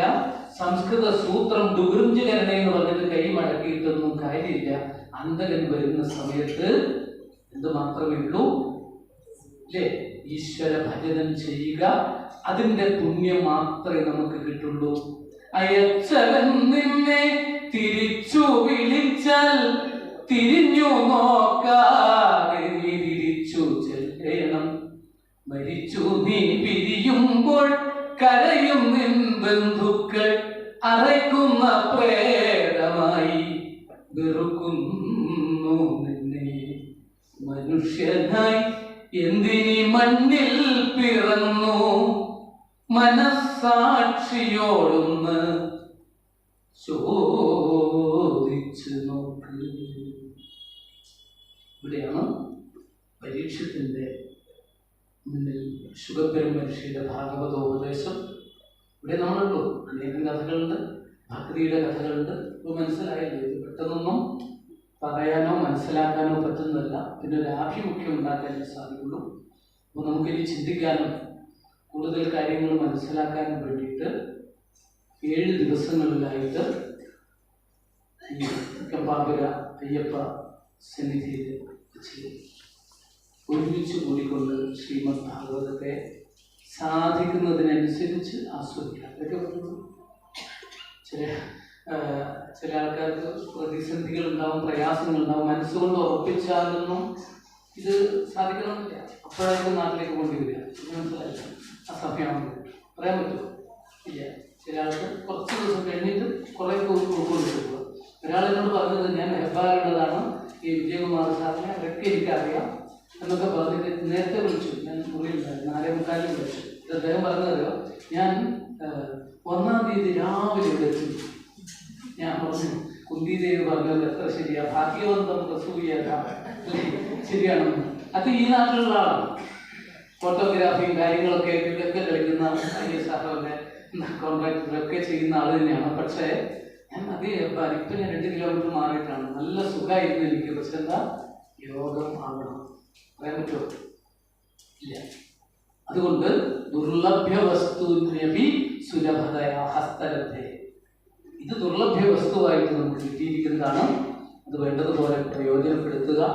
അത്രേ പറയാനുള്ളൂ. എന്നിരുന്നാലും ആരെങ്കിലും ചിലരൊക്കെ പല ഭാഗത്തു നിന്നും വരാനുള്ള സാധ്യതയുണ്ട്. കാരണം എന്നോട് പറഞ്ഞു, ഒരുപാട് ദൂരമുണ്ട്, മെട്രോ ഇല്ല, 2-3 ബസ് പിടിച്ചിട്ട് വേണം. 8 മണിക്ക് വന്നാൽ കുഴപ്പമില്ലല്ലോ എന്ന് ചോദിച്ചു. അവിടെ 8 മണിക്കായാലും 8:30 കുഴപ്പമില്ല, ഞാൻ അങ്ങനെ വേറൊന്നും പറയില്ല അല്ലേ. ഉച്ചക്കാണെങ്കിൽ അത്രയും സമയമെങ്കിൽ നമുക്കിത് ഏറ്റെടുക്കാൻ സാധിക്കുവാണെങ്കിൽ കുറച്ച് അതിൻ്റെ പുണ്യമുണ്ടെന്നുള്ളത്. ഒരു ദിവസം കേട്ടാൽ അത്രയും നമുക്ക് അനുഭവം ഉണ്ടാവും. ബാക്കിയുള്ള കാര്യങ്ങളൊന്നും പറയുന്നില്ല. സംഘാടനങ്ങളെ കുറിച്ചൊന്നും പറയേണ്ട കാര്യമില്ല. എങ്ങനെയാണ് വേണ്ടതൊക്കെ ഇതിൽ പറഞ്ഞിട്ടുണ്ട്. എങ്ങനെയാണ് നോട്ടീസ് അടിക്കേണ്ടത് എന്നുള്ള കാര്യം മുതലാണ് മഹാത്മ്യം പറഞ്ഞത്. അതുകൊണ്ടാണ് മഹാത്മ്യം എന്ന് പറഞ്ഞ ചെറിയ കാര്യങ്ങളല്ല. ഒരു സപ്താഹം നടത്തുന്നതിനേക്കാളും ബുദ്ധിമുട്ടുള്ളതാണ് ഒരു മഹാത്മ്യം മനസ്സിലാക്കുക. എങ്ങനെ നോട്ടീസ് അടിക്കണം? ആഗന്തവ്യം കുടുംബിഭി എന്നാണ്. കുടുംബസമേതം നിങ്ങൾ പങ്കെടുക്കണം എന്ന് നോട്ടീസിൽ വെക്കണം എന്ന് പ്രത്യേകം പറഞ്ഞിട്ടുള്ളതാണ് ഭാഗവത മഹാത്മ്യം. നോട്ടീസ് അടിക്കാനുള്ള വാചകങ്ങൾ 2025 അടിക്കാനുള്ള വാചകങ്ങൾ എത്രായിരം വർഷങ്ങൾക്ക് മുമ്പ് വ്യാസോച്ഛിഷ്ടം ജഗത്സർവോ, വ്യാസന് ഉച്ഛിഷ്ടമായത് ഈ ലോകത്തിലുണ്ടെന്ന് പറയാൻ കാരണമാണ്. എന്നാൽ അങ്ങനെയുള്ള ഒരു സപ്താഹ യജ്ഞം നാളെ മുതൽ ഈ വിശേഷപ്പെട്ട കാലഘട്ടത്തിൽ നമുക്ക് അനുസ്മരിക്കാൻ ഇടവരുത്തേ എന്ന് പ്രാർത്ഥിക്കാം. അയ്യപ്പസ്വാമി നമ്മളെ ഓരോരുത്തരെയും അനുഗ്രഹിക്കട്ടെ. ഗുരുവായൂരപ്പൻ്റെ സ്വരൂപത്തിലുള്ള അയ്യപ്പസ്വാമി അല്ലേ പറയാൻ പറ്റുള്ളൂ, നമുക്ക് അങ്ങനെ പറയാനുള്ളൂ. ഭൂതനാഥ സ്വരൂപം താം നോമി വാതാലയാധികം തിരിച്ചും പറയുന്ന ആ ഭഗവാന്റെ ജ്ഞാനസ്വരൂപനായ ഭഗവാൻ അല്ലേ. അങ്ങനെയുള്ള ഭഗവാന്റെ മുന്നിൽ ഈ ഒരു മഹത്തായ ജ്ഞാനയജ്ഞം എത്ര വർഷങ്ങളായിട്ട് തുറന്ന് അങ്ങനെ കൊണ്ടുപോകാൻ സാധിച്ചത്, അതിലൊരു കണ്ണി ചേർന്നുകൊണ്ട് ഒരു അർച്ചന ചെയ്യാൻ നമുക്ക് ഈ ഒരു അവസരം പ്രയോജനപ്പെടുത്തുക. ബാക്കിയുള്ള കാര്യങ്ങളൊക്കെ സാധാരണ പോലെ പറഞ്ഞാൽ മതിയല്ലോ, ഒരുക്കങ്ങളൊക്കെ ചെയ്തിട്ടുണ്ടാവും. അപ്പോൾ നമ്മൾ രാവിലെ വിഷ്ണു സഹസ്രനാമത്തോടുകൂടി ആരംഭിക്കുക. അത് കഴിഞ്ഞാൽ സമൂഹ പ്രാർത്ഥന ഉണ്ടാവും, സമൂഹാർച്ചന ഉണ്ടാവും. പുഷ്പങ്ങൾ കൊണ്ടുവരുന്നവർക്ക് പുഷ്പങ്ങൾ സമർപ്പിക്കുക, ഹാരങ്ങൾ, മാലകൾ എന്താ പറയുക അതൊക്കെ സമർപ്പിക്കാം. സമർപ്പിച്ചാൽ നന്നായിട്ട് ചാർത്തി അലങ്കരിച്ച് നമുക്ക് തൊഴാൻ വേറൊന്നുമില്ല. ഭഗവാൻ ഇതിൻ്റെ ഒന്നും ആവശ്യമില്ല. നമ്മൾ തെറ്റിദ്ധരിച്ചിട്ടുണ്ടെങ്കിൽ നമ്മുടെ നരജന്മം സഫലമാക്കിയിടുവാൻ. നമ്മളിതൊക്കെ ചെയ്ത് നമ്മുടെ മനുഷ്യജന്മം സഫലമാക്കാനാണ് ഈ കിട്ടിയത്. അല്ലാതെ ഭഗവാന് വേണ്ടിയിട്ടാണ്. നമ്മൾ പോയാലും ഒരാൾ ചെയ്യില്ലേ? അപ്പൊ നമുക്ക് വേണ്ടിയിട്ടാണ് നമ്മൾ ബോധത്തോടുകൂടി ചെയ്യാം. നാളെ ബാക്കി കാര്യങ്ങളൊക്കെ നെയ് വിളക്കായിട്ട് നെയ്യിലേക്ക് നെയ്യ് സമർപ്പിക്കാനുള്ള അവസരം പ്രയോജനപ്പെടുത്തുക. ഇത് നമുക്ക് കിട്ടുന്ന ഒരു അവസരമാണ് അല്ലേ? അതിങ്ങനെ പോയിക്കൊണ്ടിരിക്കും. ഇതിനിടയിൽ നമുക്ക് കിട്ടുന്ന ഒരു സബ്വയായിട്ടുള്ളതാണ് ഈ വെളിപ്പാടുകളും കാര്യങ്ങളൊക്കെ. 6 മണിക്ക് തുടങ്ങാമെന്നാണ് ഇപ്പോൾ പറഞ്ഞിട്ടുണ്ട്. അങ്ങനെയാണ് ഒരു പതിവ് നോക്കി എൻ്റെ സമ്പ്രദായം അങ്ങനെയാണ്. തിരുവനന്തപുരത്ത് കഴിഞ്ഞ ആഴ്ചയിൽ ഇളവ് കൊടുത്തിരുന്നു. 6:15 പറഞ്ഞിട്ട് ഇളവുണ്ടായിരുന്നു. ഇവിടെ പിന്നെ അതിൻ്റെ ആവശ്യമില്ല. എല്ലാവരും ഇതിലും താമസിക്കുന്നവരാണ്, ഇതിനു വേണ്ടി തയ്യാറായിട്ടിരിക്കുന്നവരാണെന്നുള്ളത് കൊണ്ട് പരമാവധി ഇത് നമുക്ക് കിട്ടിയിരിക്കുന്ന അവസരം പ്രയോജനപ്പെടുത്തുക. നാളേക്കൊരു നഷ്ടബോധം ഇല്ലാത്ത തരത്തിൽ ഇതിങ്ങനെ ചെറിയൊരു വേസ്റ്റ് ഒന്നല്ല, ഇന്റർനാഷണൽ വേസ്റ്റേജ് ആവും ഇതിൽ പങ്കെടുത്തിട്ടില്ലെങ്കിൽ. അതാണ് ഞാൻ പറയുക. കാരണം ഇത് അത്രയും ശ്രേഷ്ഠമായിട്ടുള്ളൊരു യജ്ഞമാണ്. ബാക്കിയൊന്നും ഞാൻ പറയുന്നില്ല. 8:30 നിർത്തുമെന്ന് ഞാൻ പറയേണ്ട ആവശ്യമില്ല. പലഹാരം ചായ ഉണ്ടാവും അതൊക്കെ ഞാൻ പറയണം. നിങ്ങൾക്കറിയാം. 1 മണിക്ക് നിർത്തുള്ളൂ എന്നും പറയേണ്ട ആവശ്യമില്ല. 12:30 നിർത്തിയിട്ട് ഞാൻ പോവില്ല. 2 മണി വരെ ഇന്റർവെൽ ഉണ്ടാവും. 4:15 വെറുതെ ഇരിക്കുന്നവർക്ക് 2 മണിക്കൂർ കഴിഞ്ഞ് നമ്മളൊന്നും കൊടുക്കണമെന്ന് പറയും. ചായയോ ചെറിയതെന്തെങ്കിലുമായിട്ട് ഒക്കെ കൊടുക്കാനുള്ള സംവിധാനം ഉണ്ടാവും. പിന്നെ എന്തെങ്കിലും ബുദ്ധിമുട്ടോ എന്തെങ്കിലും ഉണ്ടെങ്കിൽ എഴുതി അറിയിക്കുക, സ്ലിപ്പായിട്ട്. കാരണം ഓരോരുത്തരും ചോദിക്കാനും പറയാനുള്ള സമയം. എന്തെങ്കിലും പ്രയാസം ഉണ്ടെങ്കിൽ ബുദ്ധിമുട്ടില്ല, നല്ല രുചിയുണ്ട്, സ്ഥലമുണ്ട്, സൗകര്യങ്ങളുണ്ട്, ഭക്ഷണമുണ്ട്, എല്ലാ ഏർപ്പാടുകളുണ്ട്, നല്ല സൗകര്യം ഭഗവാൻ ഇവിടെ തന്നിട്ടുണ്ട്. ആദ്യത്തെ കാലഘട്ടമൊക്കെ നോക്കിക്കഴിഞ്ഞാൽ അദ്ദേഹം പറഞ്ഞതാണ്, ആ ചുരുങ്ങിയ സ്ഥലത്ത് ഒതുങ്ങിയിരുന്നിട്ട് അല്ലേ അധികം ആൾ ഭക്ഷണമൊക്കെ പ്രാർത്ഥിക്കേണ്ടി വരും അല്ലേ, സൗകര്യം ഉണ്ടാവില്ല. ഇതിപ്പോൾ ഇത്രയൊക്കെ സൗകര്യമായിട്ട് നമ്മുടെ നാട്ടിൽ നിന്ന് വന്നവർക്ക് പ്രത്യേകിച്ചും അല്ലേ, നാട്ടിൽ നിന്ന് വന്നവരായിരിക്കുമല്ലോ ഇവിടെ ഒരു കാലഘട്ടത്തിൽ ജനിച്ച് വളർന്നവരുണ്ടാവും, അല്ലാതെ വന്നവരൊക്കെ ഉണ്ടാവും. പല ആവശ്യത്തിനും വന്നാൽ ഇപ്പം നമ്മുടെ ഒരു നാടിൻ്റെ പ്രതീതിയിൽ അയ്യപ്പസ്വാമിയെ കാണാനും അതുപോലെ തിരുസന്നിധിയിൽ വെച്ച് ഭാഗവത സപ്താഹമൊക്കെ അയ്യപ്പസന്നിധിയിൽ ഉള്ള ഒരു പ്രത്യേകതയാണ്. അത് പറയാനുള്ളത് 88 ഗുരുനാഥനോടൊപ്പം ഞാൻ ശബരിമലയിലാണ് സപ്താഹത്തിനുണ്ട്. നെയ്ത്തോലിയിലൊക്കെ പന്തലിട്ടിട്ടായിരുന്നു. അന്നത്തെ കാലത്ത് അതൊക്കെ നടക്കും. 2 ദിവസം സ്പെഷ്യൽ ഓർഡർ വാങ്ങിച്ചിട്ട് നടയിൽ കൂടെ തുറന്നിട്ടായിരുന്നു അന്നത്തെ കാലത്തെ മഹേശ്വരിയുടെ സമയത്തുള്ള സപ്താഹം. അപ്പോൾ ഇതിങ്ങനെ ഒരുപാട് അയ്യപ്പ ക്ഷേത്രങ്ങളൊക്കെ ഉണ്ടായെങ്കിലും അവരൊക്കെ ജ്ഞാനം സ്വരൂപമായിട്ട് ഭാഗവതം കൂടി പരിരസിച്ചുകൊണ്ടിരിക്കുകയാണ്. വൈകുന്നേരം ഒരു 6:30 കൂടിയിട്ട് 6 to 6:30 ആയാലേ എന്തെങ്കിലും കിട്ടും. കുറച്ചൊന്നും കിട്ടുന്നു. ചിലപ്പോഴും 10 മിനിറ്റ് അങ്ങോട്ടും ഇങ്ങോട്ടും ഉണ്ടാവും. പിന്നെ നമ്മുടെ നിയന്ത്രണത്തിലല്ല, ഭഗവാനാണ് പൂർണ്ണമായിട്ട് വാച്ച് നോക്കിയിട്ടുള്ള സപ്താഹമല്ല. അതുപോലെ റെസ്റ്റിന് വേണ്ടിയിട്ട് അങ്ങനെ ഒരുപാടില്ല. അതായത് നല്ലതിനാണ് 12-20 നിർത്തുക, 2:30 തുടങ്ങുക. അപ്പം എനിക്ക് താഴെ കിടക്കേണ്ട സൗകര്യക്കാരിച്ച് കിടക്കുക. പക്ഷെ റെസ്റ്റിന് വേണ്ടി സപ്താഹമല്ല, സപ്താഹത്തിന് വേണ്ടിയിട്ട് വേണമെങ്കിൽ റെസ്റ്റ് എടുക്കാം. അന്നദാനത്തിന് വേണ്ടി സപ്താഹമല്ല, സപ്താഹത്തിന് വേണ്ടി അന്നദാനമാണ്. ഈ ഒരു കാഴ്ചപ്പാടുണ്ടായാലാണ് നമുക്ക് ഒരു ജ്ഞാനയുക്തമായിട്ട് തലമുറയ്ക്ക് ഇത് കൈമാറാൻ സാധിക്കും എന്നുള്ള ഭാഗ്യം എല്ലാവർക്കും പ്രാർത്ഥിച്ചുകൊണ്ട് ഈ വലിയ മഹാത്മ്യം എന്തെങ്കിലും 10 വാക്ക് പറഞ്ഞത് മാത്രമേ ഉള്ളൂ, മഹാത്മ്യത്തിലേക്ക് കടന്നിട്ടില്ല, ഇവിടെ സമർപ്പിക്കണം. സ്വസ്തി പ്രജാഭ്യപരിപാലയന്താം ന്യായേന മാർഗേണ മഹിം മഹീശാഃ ഗോ ബ്രാഹ്മണേഭ്യഃ ശുഭമസ്തു നിത്യം ലോകാഃ സമസ്താഃ സുഖിനോ ഭവന്തു. ചരണനദ ജനഭരണതവകഥകളിന്നു ഞാൻ ചെറ്റു വിഴച്ചുര ചെയ്തു പോയെങ്കിലും തവ മനസ്സി സകലമതു കൃപയൊടു പുറത്തു മാം തുൽഭക്തരാകാൻ അനുഗ്രഹിക്കേണമേ കൃഷ്ണ. യോഗീന്ദ്രാണം ത്വദംഗേഷധിക സുമധുരം മുക്തിഭാജാം നിവാസോ ഭക്താനാം കാമവർഷദ്യുതരുകിസലയം നാഥ തേ പാദമൂലം നിത്യം ചിത്തസ്ഥിതം മേ പവനപുരവതേ കൃഷ്ണ കാരുണ്യ സിന്ധോ. കൃഷ്ണ കാരുണ്യ സിന്ധോ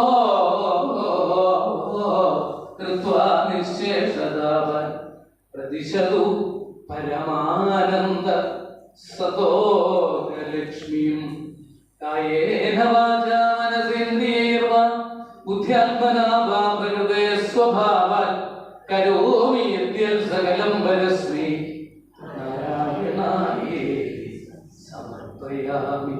ഹരി ഓം തത്സൽ. 3 എല്ലാവർക്കും ഒരുമിച്ച് നാമിക്കുക. അവസാനം എല്ലാം വിളിച്ചിരിക്കുന്നത് തുടക്കം മുതലേ തുടങ്ങും. ഹരേ രാമ രാമ രാമ ഹരേ ഹരേ ഹരേ കൃഷ്ണ കൃഷ്ണ കൃഷ്ണ ഹരേ ഹരേ ഹരേ രാമ രാമ രാമ ഹരേ ഹരേ ഹരേ കൃഷ്ണ കൃഷ്ണ കൃഷ്ണ ഹരേ ഹരേ ഹരേ രാമ രാമ രാമ ഹരേ ഹരേ ഹരേ കൃഷ്ണ കൃഷ്ണ കൃഷ്ണ ഹരേ ഹരേ രാധാരമണ മുകുന്ദ മുരാരേ ശരണം മേ തവ ചരണയുഗം ദേവി മഹേശ്വരി പാർവതി ശങ്കരി ശരണം മേ തവ ചരണയുഗം ശംഭോ ശങ്കര സാംബ സദാശിവ ശരണം മേ തവ ചരണയുഗം ശങ്കര ബാല പൊന്നയ്യപ്പ ശരണം മേ തവ ചരണയുഗം രാമ രാഘവ ദശരഥ നന്ദന ശരണം മേ തവ ചരണയുഗം രാധാ കൃഷ്ണ മുകുന്ദ മുരാരേ ശരണം മേ തവ ചരണയുഗം സർവത്ര ഗോവിന്ദ നാമ സങ്കീർത്തനം ഗോവിന്ദ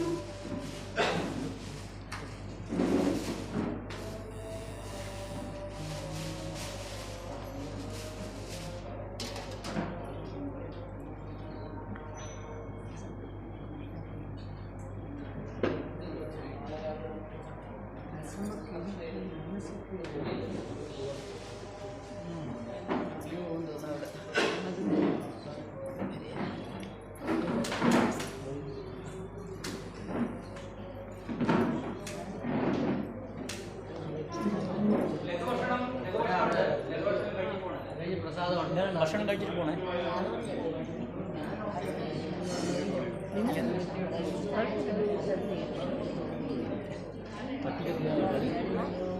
ഫോട്ടോ പറ്റില്ല.